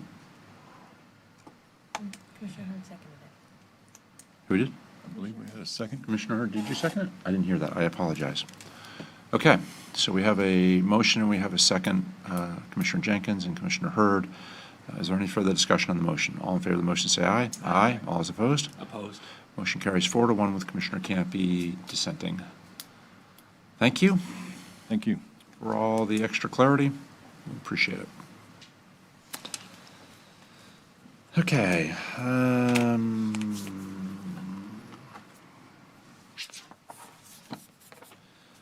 Department quasi-judicial item 2, request for plat approval for the South Florida Gateway PUD infrastructure project, item S265-007. Mr. Walden, did I skip one? Yes. I'm sorry. You skipped DPQJ1. I'm sorry, I skipped over Benyon Bay. Let's take that back again. Next item will be Department quasi-judicial 1, request for approval of the 10th Amendment to the Benyon Bay PUD zoning agreement, including a revised master and phasing site plans and Phase 3 final site plan. Mr. Walden. Yes, sir, this is quasi-judicial Thank you for that. as well. Commissioner Jenkins. I don't believe I have any, but if I do, they've been filed. Commissioner Heatherington. I don't have any, and they've been filed. Commissioner Campy. I don't have any that have been filed. Commissioner Hurd. I don't have any, and they've been filed. If I have them, they are filed. Any interveners in this item? There are no interveners. We need to swear our witnesses in. If you'd all please rise for those that are going to speak or testify. Please raise your right hands. Do you swear or affirm that the evidence you're about to give will be the truth, the whole truth, and nothing but the truth? Mr. Walden, do you have your book of reference there? I do. I'd like to submit the full agenda item and a copy of my work history as Exhibit 1. Fantastic. Were there any requirements for this hearing, or were they already turned in for public notice? They were not required for this. There's an existing approved master site plan. Okay. I think that's it. I believe so. Thank you. Once again, Peter Walden, Deputy Growth Management Director. And this is a request by Farrell Building Company for the 10th Amendment to the Banyan Bay PUD. This includes a revised master and phasing plans and the Phase 3 final site plan. Banyan Bay received master plan and planned unit development zoning approval on November 9th, 2004. Banyan Bay is a residential development situated on an approximate 251-acre parcel located on the west side of Southwest Canner Highway and is accessed at the signalized intersection with Southeast Pomeroy Street in Stewart. Included is a request for a certificate of public facilities reservation. The Banyan Bay project was first approved in 2004. The master plan calls for 293 single and multifamily residential units on an approximate 251-acre parcel. This results in a residential density of 1.17 units per acre. Phase 3 and its 72 multifamily units have always been anticipated by the master plan. The applicant is here today because Phase 3 was simply reconfigured, so the plans were not consistent with the PUD exhibits. And the preserve area management plan is also to be divided. Phase 3 will have responsibility for its own PAMP for just that area, and the existing PAMP has been modified for just the single-family area. The project is inside the primary urban service district, and water and wastewater service will be provided by Martin County Utilities. This is the revised master plan. None of the single-family areas which are under construction or completed have been changed. Just the buildings and infrastructure for Phase 3 final site plan have been modified. And as I mentioned, the PAMP will be divided. So the association for Phase 3, which is just in this outlined area, will have its own responsibility for the preserves in that area. And you also see that the single-family association will be responsible for the rest. Now, you also see that the two uses do not share the access roads. There will be an additional access for Phase 3. This is the final site plan for Phase 3. It has 72 dwellings housed in 3 buildings. There's a pool and clubhouse amenities. And of course, preserves all wetlands and buffers necessary for code compliance. And to note, the nearest apartment building to Canner Highway is about 200 feet from the right-of-way past both wetland and upland preserves.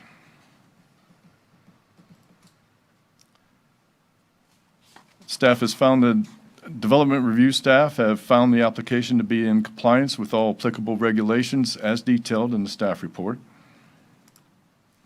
Therefore, staff moves that the board receive and file the agenda item and its attachments, including the staff report as Exhibit 1, and move that the board approve the 10th Amendment to the Banyan Bay PUD, including the revised master and phasing plan, and revised PAMPs, and the revised Phase 3 final site plan. That concludes my presentation. Be glad to answer any questions. Mr. Walden, thank you very much. Commissioners, questions for our staff? Hearing none, seeing none. The applicant?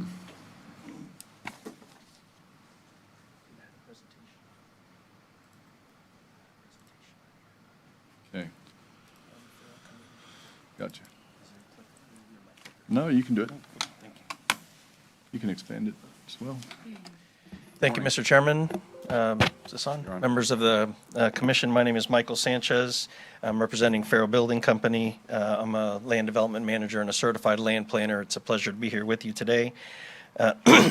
We want to thank staff for a great presentation and for their assistance in this process. They've been great to work with.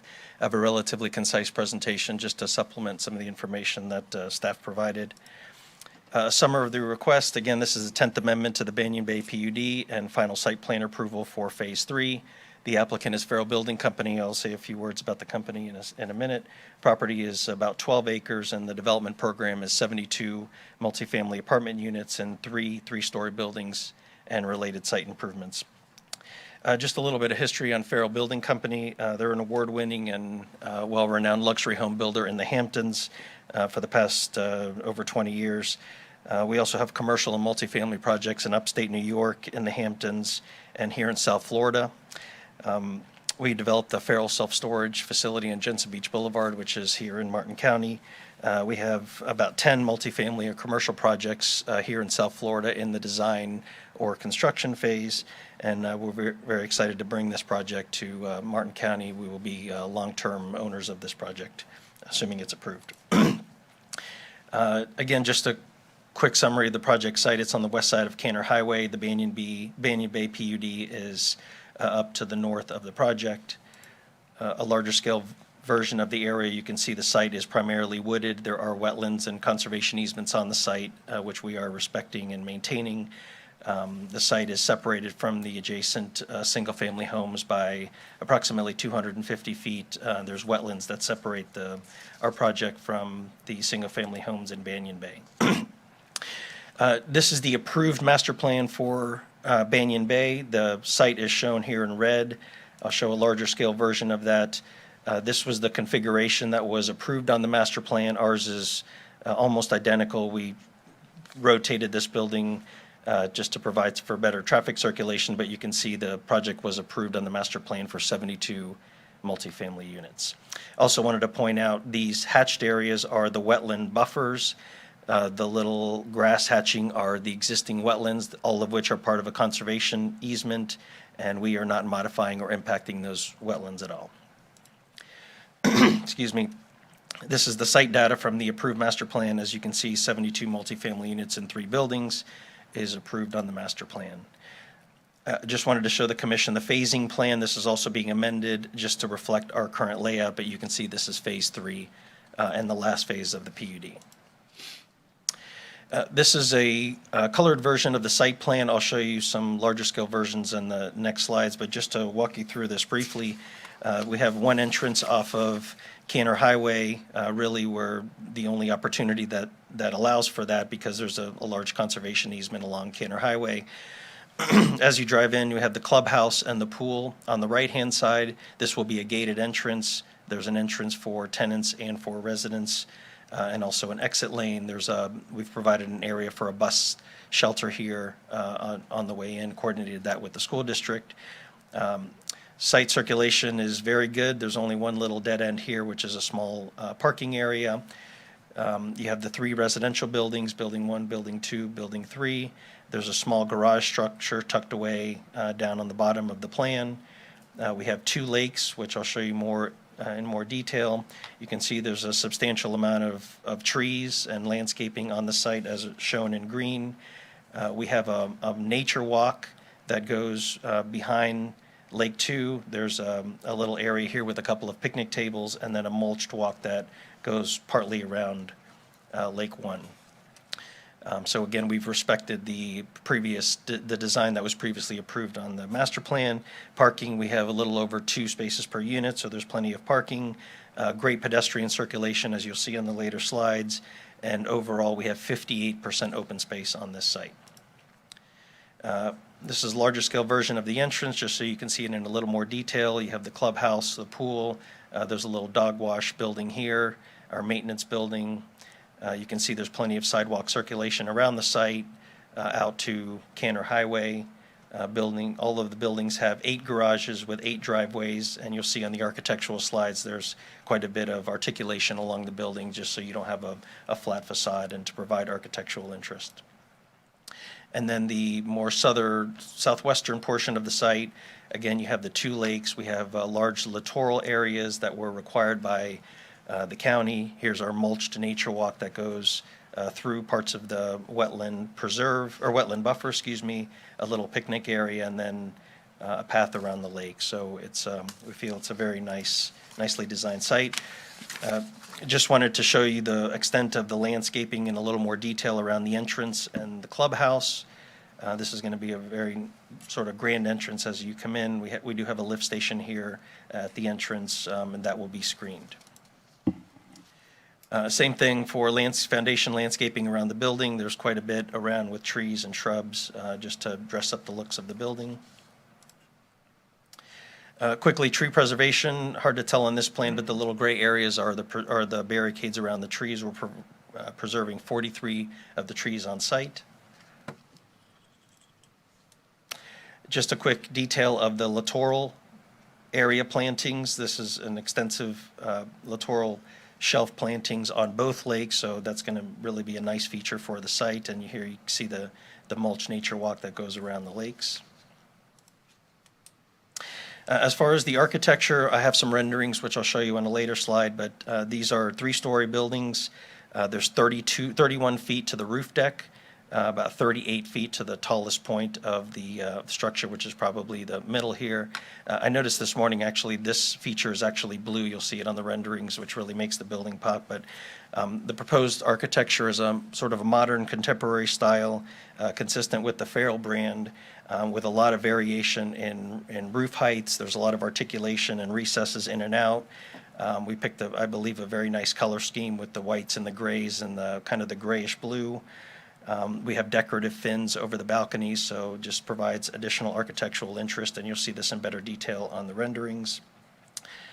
We did try to incorporate pick up on some of the architectural features from the homes in Banyan Bay PUD. These horizontal reveals kind of simulate some of the siding on the architectural houses and kind of the grand entry here. There's similar architectural style in some of the homes in Banyan Bay.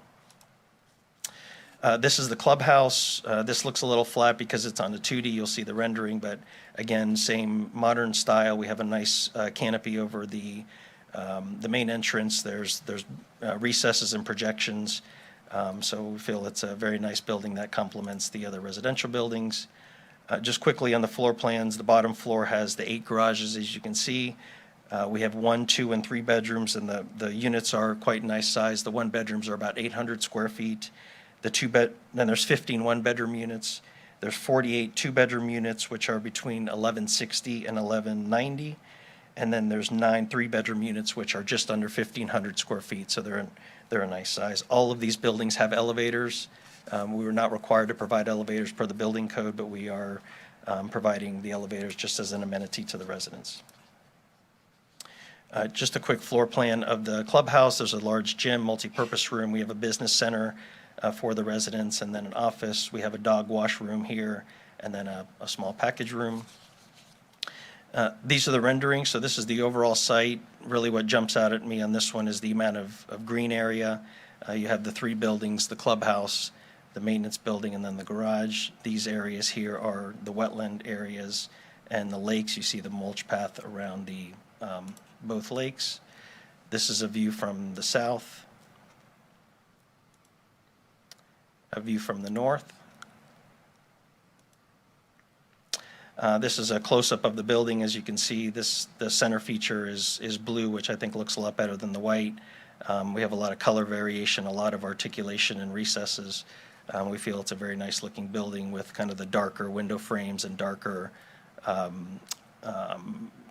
balcony railings. This is a view looking down at Building 3. We purposely positioned this building where the corner of the building was at the end of the vista, just to create a nice vista as you're going down the drive there. And then a view of the clubhouse. As you can see, there's, again, recesses and articulation to add visual interest. We were required to provide a turn lane per DOT and the county. That did require part of the conservation easement to be released, and we're working with South Florida Water Management District and the master developer on that. And just lastly, a couple of housekeeping items just to summarize the 10th Amendment to the PUD. We're updating the master plan to include our layout and updated site data calculations. We're updating the phasing plan to include our site layout.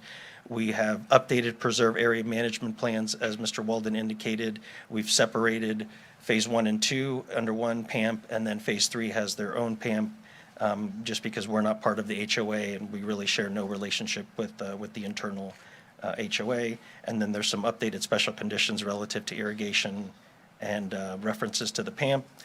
And then lastly, Commissioners, the environmental, we've had extensive environmental analyses and coordination with the county on this. Again, we had to prepare 2 separate PAMPs. We have a lake area management plan for Phase 3. We've identified wetland impact and restoration plans. We have an updated listed species analysis. We were required to provide a preserve compliance letter, and that letter confirms that the preserves on our site are in excellent condition. And again, the minor impacts to the wetland and wetland buffer and the turn lane are being permitted and mitigated. That concludes my presentation. I'll be happy to answer any questions. Thank you, sir. Any questions for the applicant? Seeing none, this is a public hearing. Anybody from the public wish to comment on this item? Morris, did you have something you wanted to add? Yeah, just briefly, I'm here on behalf of the owner who's selling the property to Farrell Development, and, we've been working with Michael Sanchez. He's been doing all the heavy lifting, but we coordinated the master plan changes together, and very much in support, and we think we have a quality developer here to do the last phase of Banyan Bay, which has been a long time coming. Thank you. For Morris or the applicant? How we do. Commissioner Heatherington. I think this might be for the applicant. Did you meet with the single-family residential around that? And I'm curious as to their feedback.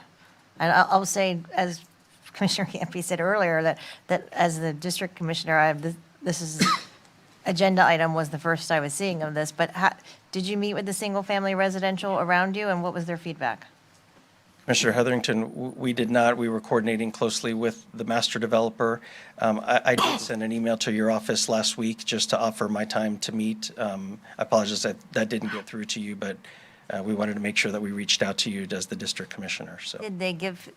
So the residential, single-family didn't give feedback? We did not reach out to them specifically just because this is so far away and so far separated. There's no. Are we required to notice them? No? No, and it's always been part of the master plan, so I would assume that the residences next door are aware of Phase 3 of the master plan for development. Okay. Commissioner Hurd? Yeah, it's consistent with the master plan. There were 72 multifamily units that were approved with the master plan. So it's consistent with that. Move approval. Second. We have a motion, we have a second. Is there anybody from the public that would like to weigh in on? Can I make one more comment? Yep. I would just highly recommend that you communicate with the neighbors, because I guarantee you that there are some that do not know that this was always in the master plan, and you're going to get questions, and I think the more outreach you do, the better off you will be as you continue moving forward with your project. Thank you very much, Commissioner. Okay, try again. Anybody from the public that wishes to speak on the Banyan Bay final phasing? Seeing none, back to the board. We have a motion. I think we had a second, right? Yeah. Any further discussion on the motion? All in favor, say aye. Aye. All those opposed? Motion carries unanimously. Okay. Next item up is Department Quasi Judicial Item Number 2, request for a plat approval for the South Florida Gateway and PUD Infrastructure Project, item S265-007. Mr. Walden. This is quasi judicial. Commissioner Jenkins, do you have any ex parte? I don't believe so, but if I do, they've been filed. Commissioner Heatherington? If any, they've been filed? Commissioner Campy? If any, they've been filed. Commissioner Hurd? I don't have any, and they've been filed. If I do, they're filed. Do we have any interveners? No, sir. Do we have anybody to swear in as witnesses? Raise your right hands. Do you swear or affirm that the evidence you're about to give will be the truth, the whole truth, and nothing but the truth? Okay. Do you have your Do have reference booklet that you'd like to turn in? Yes, I do have a full agenda item and copy of my work history. Great. Any notice requirements? No, sir. Okay. And once again, Peter Walden, Deputy Growth Management Director, and this is a request by KL Waterside LLC for approval of the subdivision plat for the South Florida Gateway PUD Infrastructure Project. The subject property is approximately 180 acres of vacant land located on the west side of Southwest Canner Highway, approximately 1/2 of a mile south of Southwest Pratt Whitney Road in Stewart. Included in the application is a request for a certificate of public facilities exemption. The South Florida Gateway PUD zoning agreement and master plan were approved by the Board of County Commissioners on February 1st, 2022. The final site plan for subdivision infrastructure was approved by the BCC on May 17th, 2022. The subject property was also the subject of a couple comprehensive plan amendments in 2021. Now, this is a copy of the plat, but there were minor adjustments also for the master and site plan for consistency that is available in Article 10 to make these minor adjustments. And everything is in compliance and consistent with all applicable code.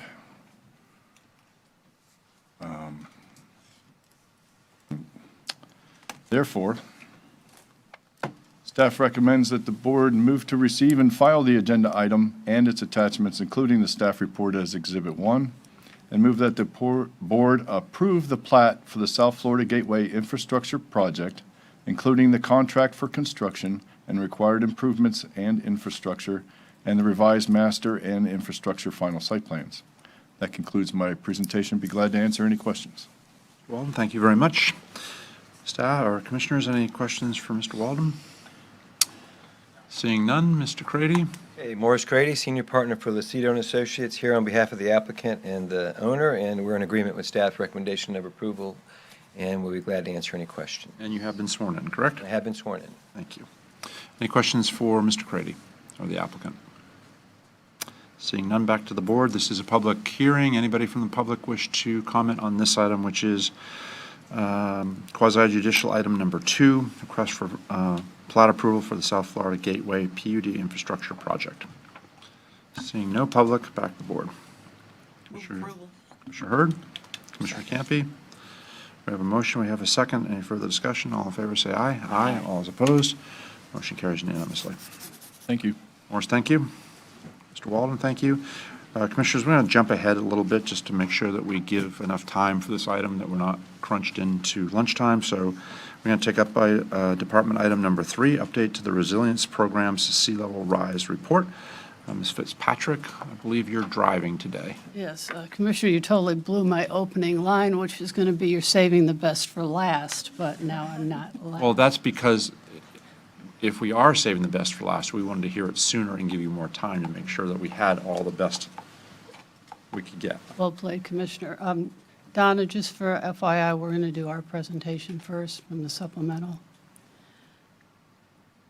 Okay, so, good morning, Commissioners. Kathy Fitzpatrick, Coastal Engineer, for the record. Today you're going to get a threefer from us. I'm going to be here to present updated information that we would like to amend into our sea level rise report to incorporate additional vulnerability assessments, focusing on an updated project list and priority area map. Next, Emily Dark, our Coastal Management Coordinator, will summarize the report that she has just finished on the county's resilience efforts. And batting cleanup, we have a vendor who works with our General Services Department, Steve Corson with Train Technologies, who will provide an overview of Martin County's energy resilience.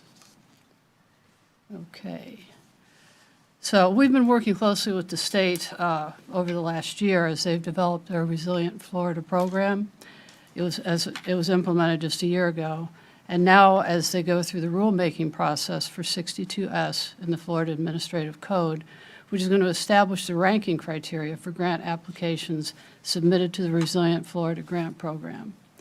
As was the case last year, the turnaround on these grant applications is extremely fast, and we're reacting to the updated analysis standards and the newly proposed ranking criteria.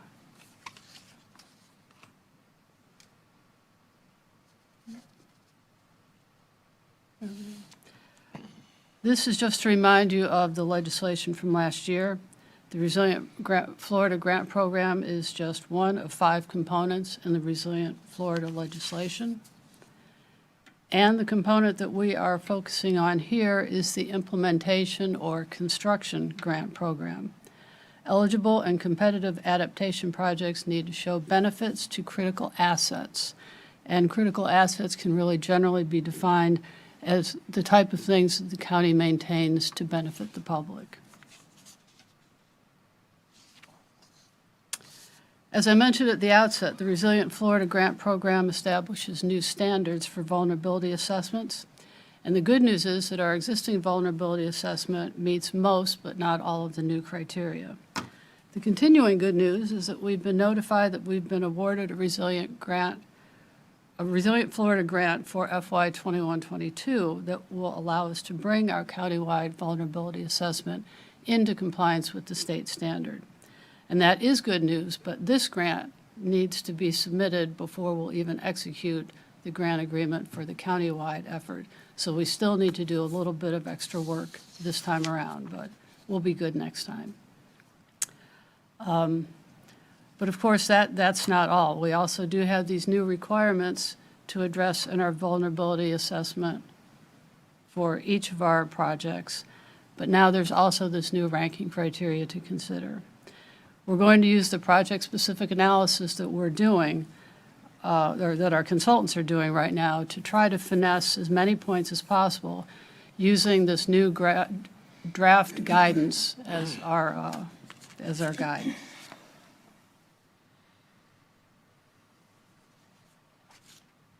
The list on this slide lays out the work that's being done to complete the updated vulnerability assessments for each project covered in our grant submittals. This additional analysis includes the effect of extreme rainfall, storm surge, high tides, and rising sea levels, looking at each individually, and then looking at various combinations of these conditions, and then looking at how these conditions will impact critical assets. Now I need to figure out, yep, okay. I have some hot off the press. I thought it was on, oh, it's on the desktop, right? Sorry. Minimize that. Yep. Okay, here we go. So I just got these last night because, as I said, we're kind of building the plane as we apply for the grant to pay for it. So this is just an example using Mockingbird Lane. What you see here is something we've kind of seen before in our analysis. This is the NOAA Intermediate High projection of sea level rise in 2070. So if you can kind of try to keep that image in your mind, and we can go back and forth once I get them both open. This is the 2070 NOAA Intermediate High Sea Level Rise with a king tide put on top of it. So how successful I can be at going back and forth, probably not successful at all, but we'll see. Can you open them both at the same time? Go side by side? That is what I'm working on, but it does not see. Oh, they're, okay, wait a minute. Maybe I can drive one over here. Ooh. Oh, you know, right on my way out, I'm figuring these things out. Let's see. There you go. Yes. So, yeah. So on the left, you have just a regular projected NOAA Intermediate High Sea Level Rise. And on the right, you've got a king tide thrown on top of it. And as we all know, none of these things ever happen one at a time. You'll have sea level rise. That's the backdrop for anything else that's going to happen. So, you know, I think this is good that this is something the state's pushing because it's going to give us a much more realistic idea of the types of conditions that we'll be facing in the future. Because, as I said, sea level rise is not going to operate in a vacuum. So we'll be doing these types of analysis for all of the projects that I'll show you in a minute that we're going to be submitting, and we go through various permutations of all of these different sea level rise and additional conditions that could be thrown in on top of them. So now, to go, oh, damn, darn. I have the PowerPoint. But Yeah. No, oh, it's, cancel. I thought I had it figured out.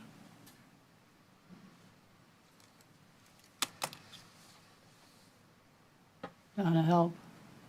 Go to PowerPoint Ah, and then go to, that's not there. I don't know where it can't find the presentation, I can't find the agenda. Yes.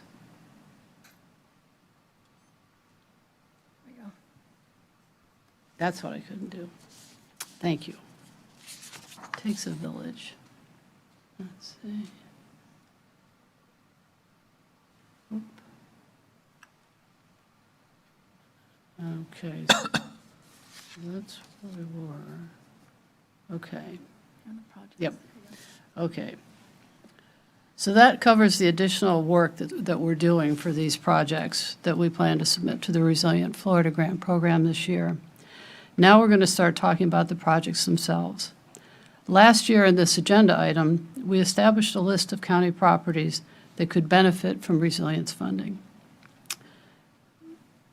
We've added projects to the list this year, as shown on this and the following slide. The tables also show which projects were submitted for funding and in what year, and also show which projects received grant awards. Again, like last year, we're not applying for all of these, but including these projects on a priority list for your approval will give them additional legitimacy that will benefit any future submittals to grant programs that incorporate resilience.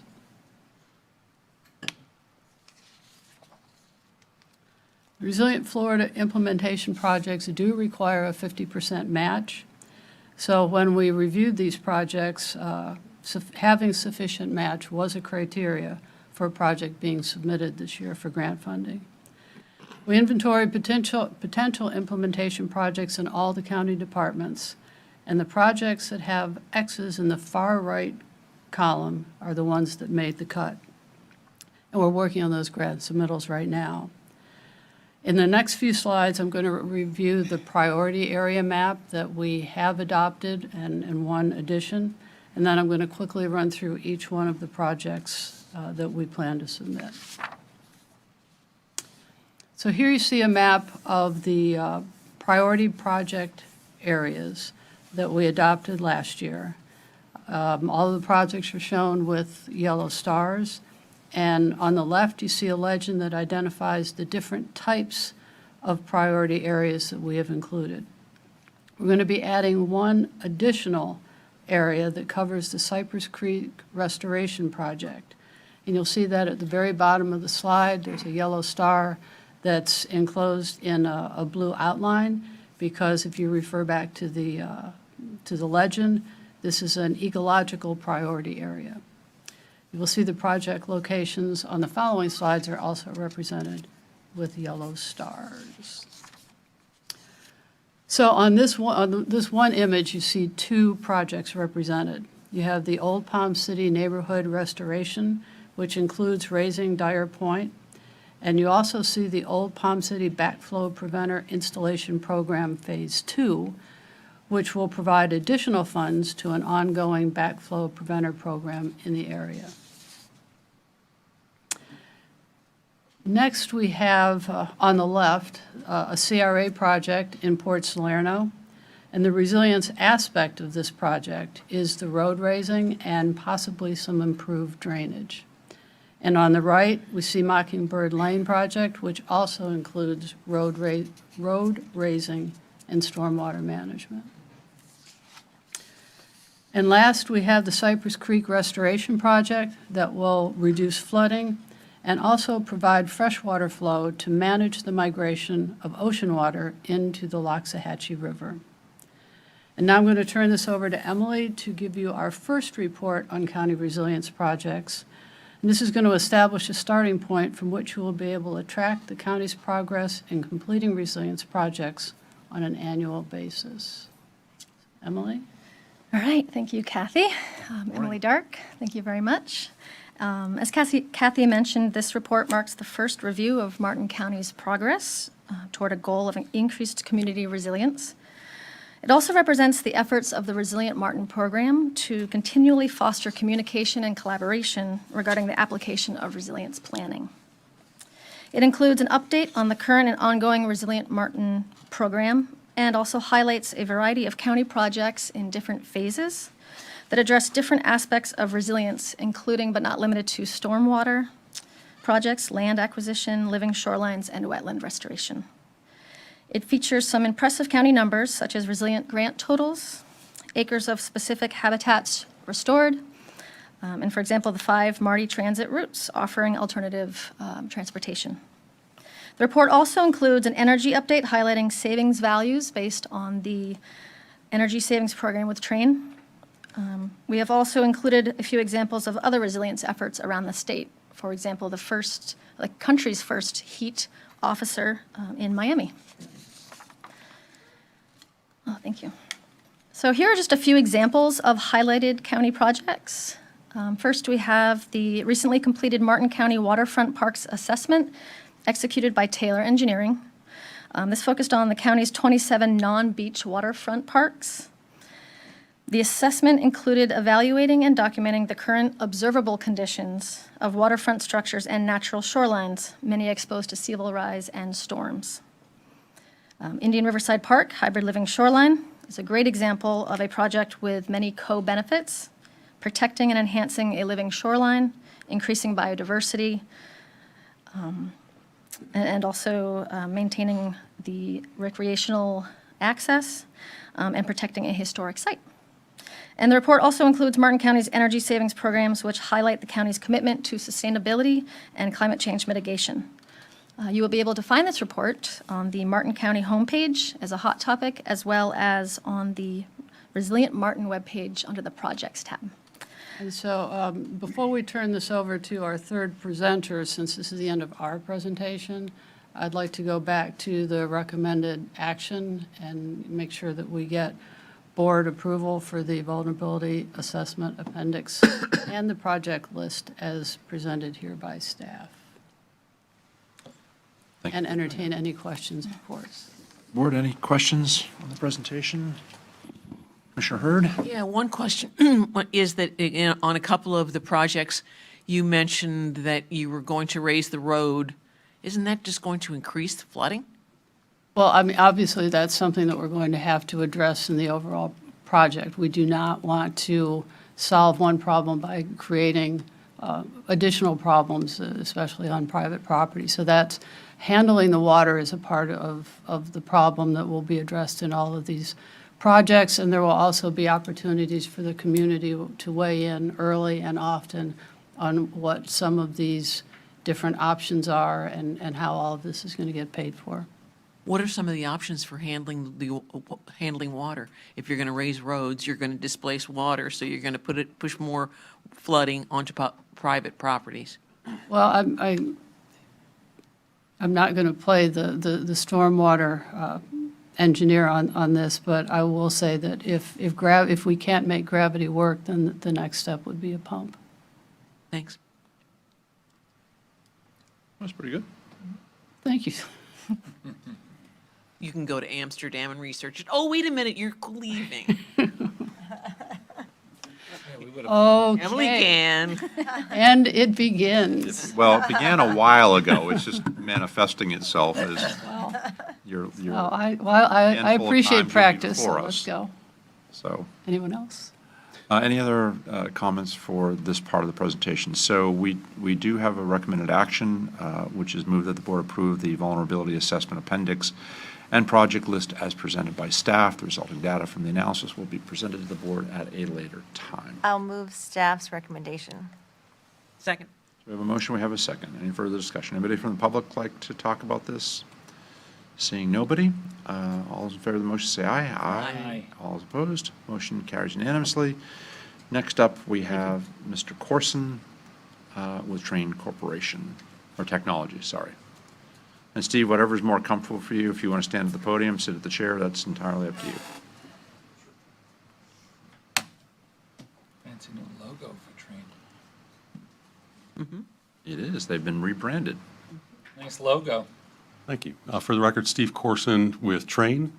We appreciate the opportunity today to share some good news, to highlight the leadership and the success that Martin County has had in environment and energy conservation, to talk about the connection between energy conservation and resiliency, climate, coastal and ecosystem preservation, and to talk about future opportunities and what may be next, and then to suggest future action with staff to develop future projects.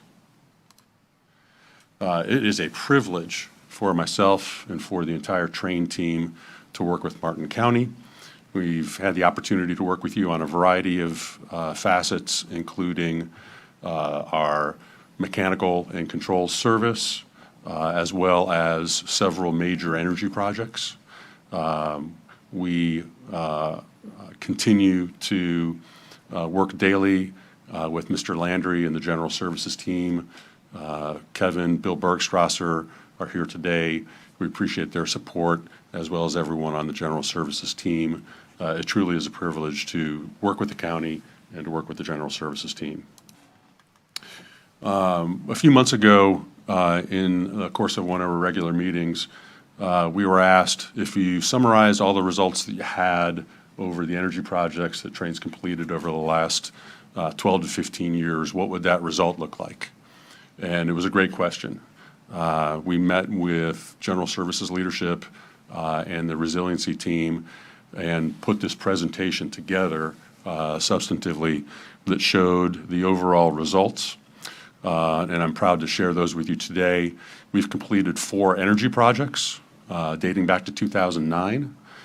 We've completed recent emergency generator projects, and since 2013 have replaced about 1,100 tons of air conditioning on a onesie-twosie basis through CapEx projects that are funded by FARB and CIP. The first project that we did for Martin County, we call the General Services Project. It was a 16-year energy performance contract that Train provided financing and guaranteed the energy savings. The results have been spectacular. We've generated more than $1.4 million to the benefit of the county above the savings guarantee amount. And more impressively, that project to date has generated almost 50,000 metric tons of carbon dioxide equivalent in terms of reduced emissions. We're going to talk more about reduced emissions because that really is a tangible and definable measurable term that relates energy conservation to climate action and adaptation. When we roll up all of the projects that we've done, including the CapEx projects, to date we've generated a reduction in emissions and atmospheric carbon dioxide of over 71 million metric tons. Seems like a big number, and it is. The good news is the 15 years of leadership that the county has on energy conservation, really from a facility upgrade point of view, has generated major climate impact that you should be proud of. The energy conservation programs that you've done with Train are the equivalent of almost 14,000 homes energy use for a year. It's also equivalent to planting over 1 million tree seedlings. So you have reduced your energy consumption over the last 15 years by 40% in your facilities. This does not include public utilities, but we've done major projects at the courthouse, including this building, included all of the libraries, your fire stations, included the sports lighting in all of the parks, and we've had a major project also recently at the jail and at the health department. So you've taken a look at what you need to do to upgrade your facilities, and you've had a spin-off benefit of climate protection. You've used energy conservation and life cycle cost reduction to pay for these projects, and you've had additional benefit of reducing greenhouse gases and helping to save the community and protect our way of life. So for that, you should be widely praised. This is a story that needs more publicity. We don't have, across the state, which we are statewide, we don't have a similar story to tell. We don't have a similar story where our clients took an aggressive posture on energy conservation 15 years ago and reduced their portfolio-wide energy consumption by 40%. It is a truly remarkable achievement, and we're happy to be here and share the good news today. So for that, We appreciate your leadership, and we appreciate your continued commitment. We certainly look forward to working with you in any capacity going forward, and we'll hope to be able to advance the energy and climate goals going further. In terms of what it could look like going forward, the opportunities for the jail and the health department are largely completed. We've done pretty much everything there is to do, but we have opportunities remaining throughout the county for LED lighting. The lighting in this building and throughout the county was replaced in 2008, 2009. Technology has advanced, and we can reduce the energy spent on lighting and the heat generated by lighting by up to 60 or 70%, while improving the facility, while reducing life cycle cost, while reducing the maintenance required. We have opportunities for other projects to continue the conversion from small, independent air conditioning to larger centralized air conditioning. I'll show you what that can look like for the public safety complex in a few slides.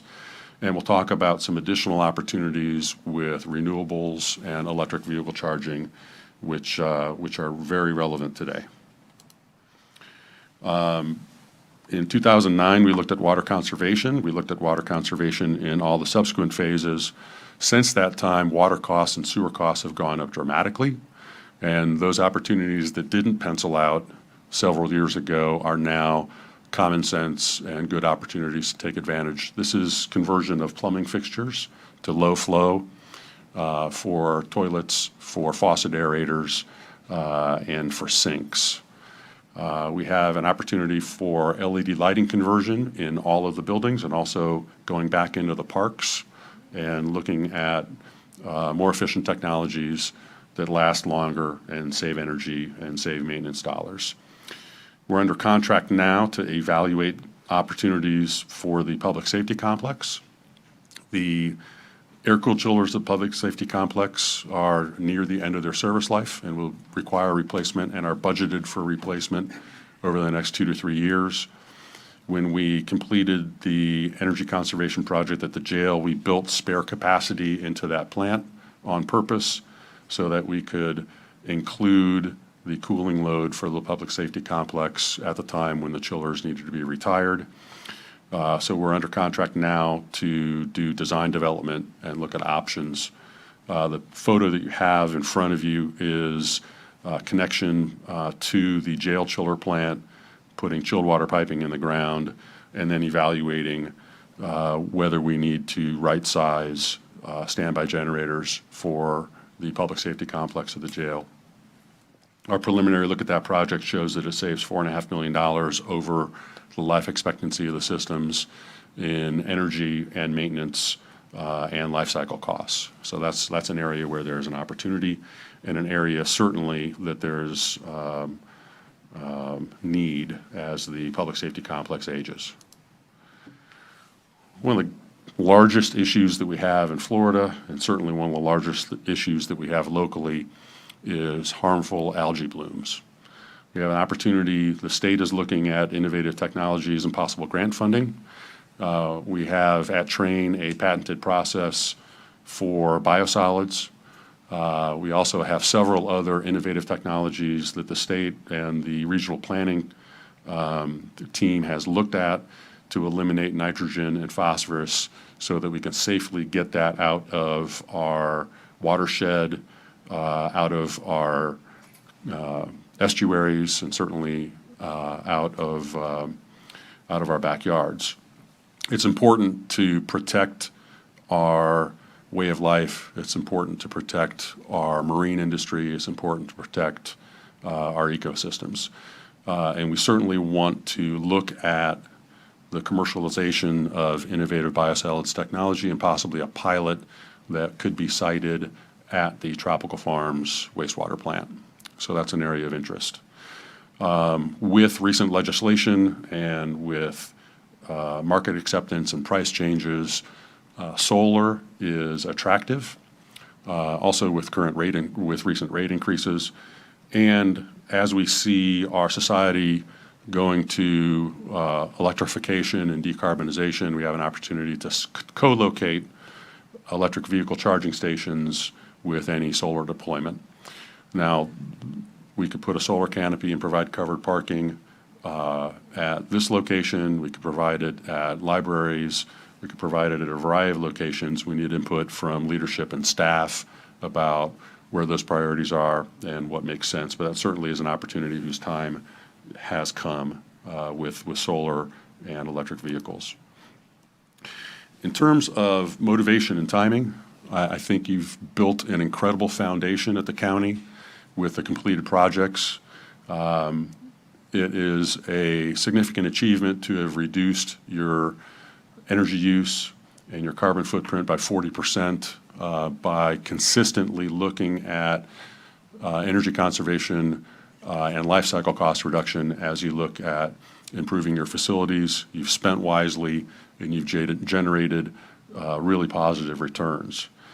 The opportunity now is to look not necessarily at just facility upgrades, but to look at how we can save energy as an adaptation and as a tool for addressing climate issues. Now, reasonable people may disagree about whether our climate is changing because of man-made issues or natural issues. The reality is our climate is changing, and I think we have all seen that recently in weather patterns, certainly in CO2 level, which is measurable and provable. I've seen that in my career. Our background CO2 levels have risen dramatically. I think the challenge is to continue to act and to continue to lead.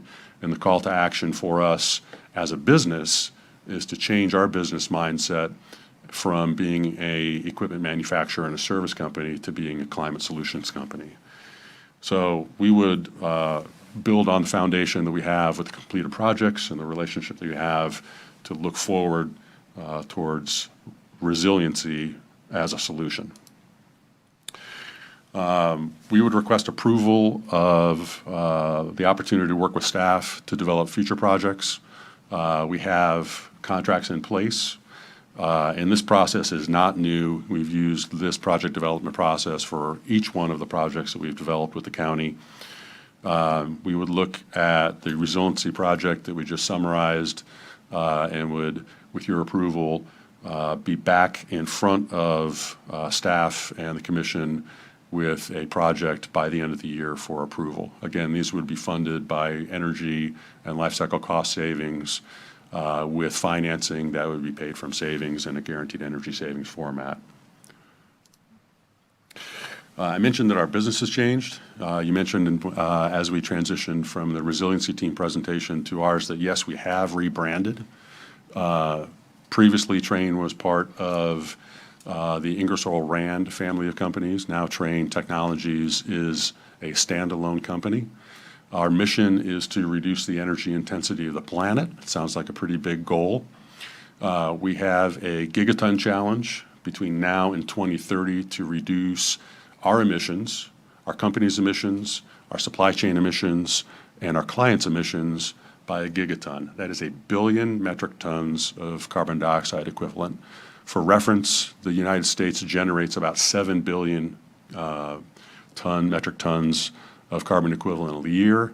So between now and 2030, we're saying that we can offset 1/7 of the country's annual emissions with our activities.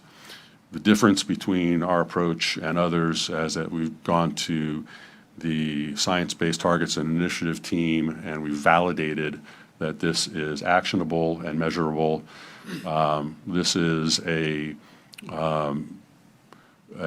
challenge for us to pivot from our kind of backward-looking, product-focused type of approach to how can we solve bigger challenges and how can we lead with opportunities for all.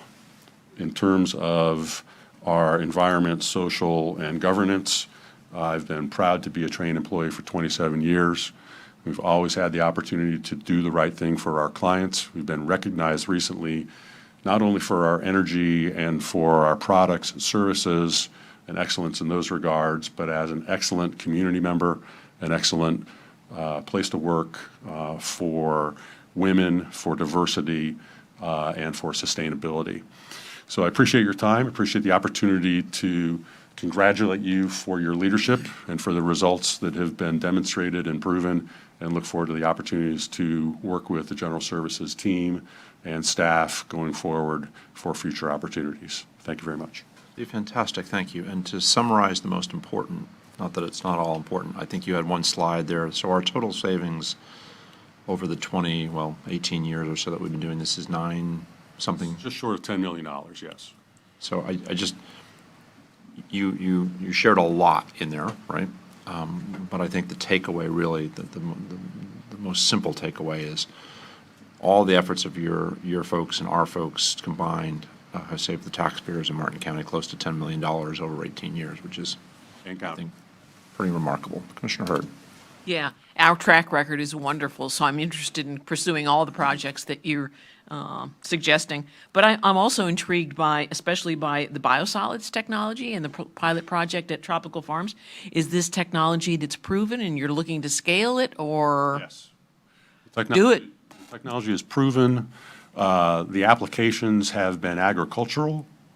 The challenge is to go through the permitting, regulatory approval process that's necessary, and to scale it to a municipal wastewater scale. Terrific. Thanks. Sure. Where's the cake? Is there any cake? Commissioner Campy's asking for cake. Did you bring any cake? I did not bring any cake or cookies. I apologize. No Didn't know that was a candles, no requirement. cake. If we took another break, we'd go to the place next door and bring something back. So we're not going to do that because we're going to take our last item up and so on. Do you all have anything over there? Did you want to add to this? I saw you communicating back and forth. I'm just. No, I think it's Don Donaldson, your county administrator. No, I think we have a robust, resiliency program. You can see it actually started long before resiliency was a target. I think General Services certainly, and there was a combination of things I think Train has developed this over the years, and helping us do some of these large capital projects without by us paying for them over time helped over significantly. So that partnership has also been significant, and I think obviously our environmental and infrastructure resiliency projects are equally as important, and each one of them has lots of different facets. But in order to be successful, we need to work all of them. I think you can be proud of your staff of working with great partners like Train and others to develop good projects. So I think it was an excellent presentation overall, and I think I appreciate the support that I think we want to continue to do more of these, and we'll have discussions with you too about what we deal with as more of our customers and our staff are going to be driving electric vehicles. How do we supply charging opportunities at our facilities? So that'll be coming in the future. Great. Commissioner Campy. Thank you, Mr. Chair. Mr. Corson, didn't you say that in one of your slides you were looking for some action from us today? We'd like the opportunity to work with staff. We'd like the opportunity to work with staff and then bring the resiliency project to a preliminary proposal that you can act on in the future. Yeah, I don't know that we can act today. That's right. And I'm getting the Got you. look from Yeah, they got over to my panicky in right. their chairs. I'd like to congratulate you and our staff. I was here when this began. We started talking about converting some air conditioning units at the courthouse and things like that, and there was grand and lofty goals set, and for you to have not only achieved them, but to far exceeded them to the tune of about a $10 million savings for us, I appreciate it very much. So congratulations to you, the folks behind you, the folks that came before. Well done. Great job. Anybody else? Carol, you all set? The only thing I would add to that, one of the most intriguing parts for me, just because of our involvement and our Regional Planning Council's involvement, is the biosolids conversation. There are absolutely some opportunities for us to, I think, partner with someone on where we go with biosolids. The state has taken a quantum leap in its formation of policies and ideas behind biosolids that I think set us up perfectly for whether we do a pilot project, whether we do a pilot project with Indian Town, which is certainly in a posture position to be doing something here very shortly, I think there's the opportunity for us to set the pace out there for how the next generation of wastewater, what it looks like, how it happens. And the technology out there, there's some fantastic technology that Florida really needs to be at the forefront of using. And we have put ourselves at least in a position, both at the state level and the federal level, to make sure that innovative technologies, language is included in almost every corner of where we can apply it and have it. So I look forward to that discussion moving forward in the future. And Steve, very much thank you, and thank your folks and all of our staff that have participated in this, and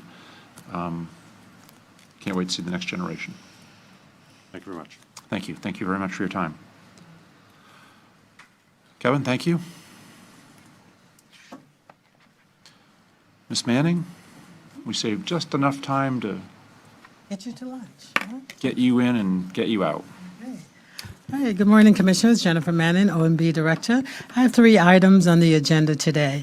And the first item is permission to accept the Local Agency Program Supplemental Number 2 grant funding, which is through Florida Department of Transportation. They're adding an additional $50,429. That'll be, the supplemental will bring the amount to roughly $3.3 million.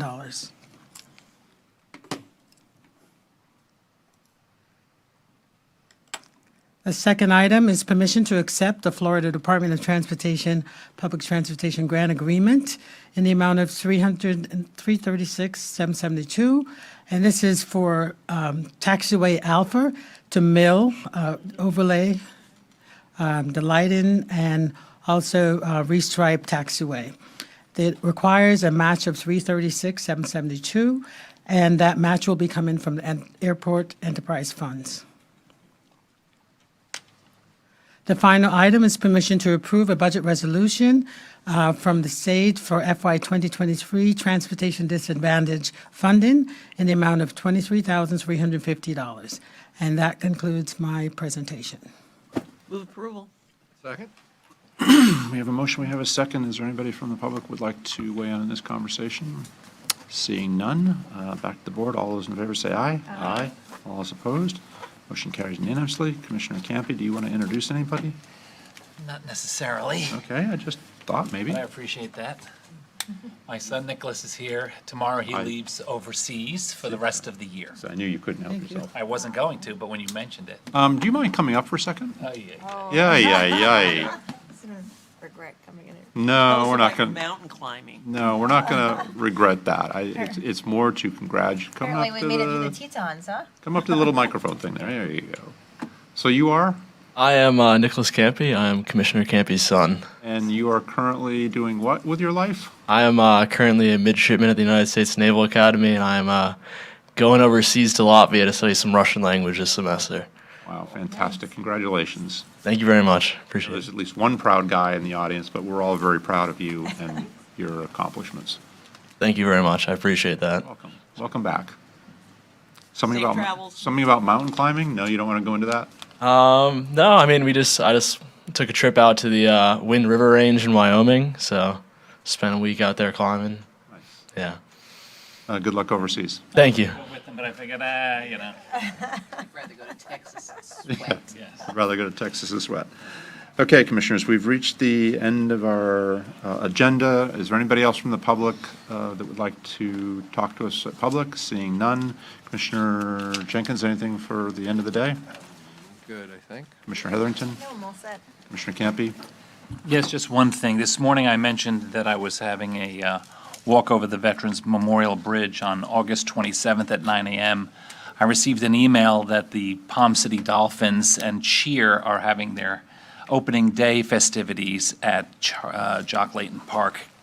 Starts at 7 a.m. and goes till 10. They will absolutely mob that facility. So what I'd like to do, if anyone is interested in participating, that we would begin our process and park our cars at the public shopping center on the far eastern side of that lot, immediately adjacent to the post office property.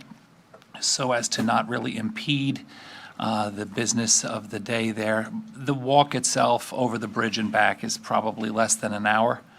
And when you come back to your cars, if you could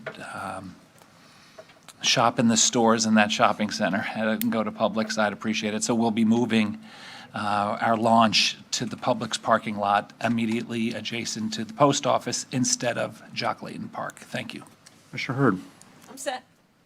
The only thing I'd like to add, and I guess I should have added this at least, Mr. Donaldson, I'd like at least for budget discussion to have Kevin be prepared to talk about Special Olympics. If it's not applicable and we can't do it this year, that's fine, and if there's no way to move it in that direction and we need to do it to next year, great, but I'd like at least him to be prepared to have that conversation during our budget adoption hearings.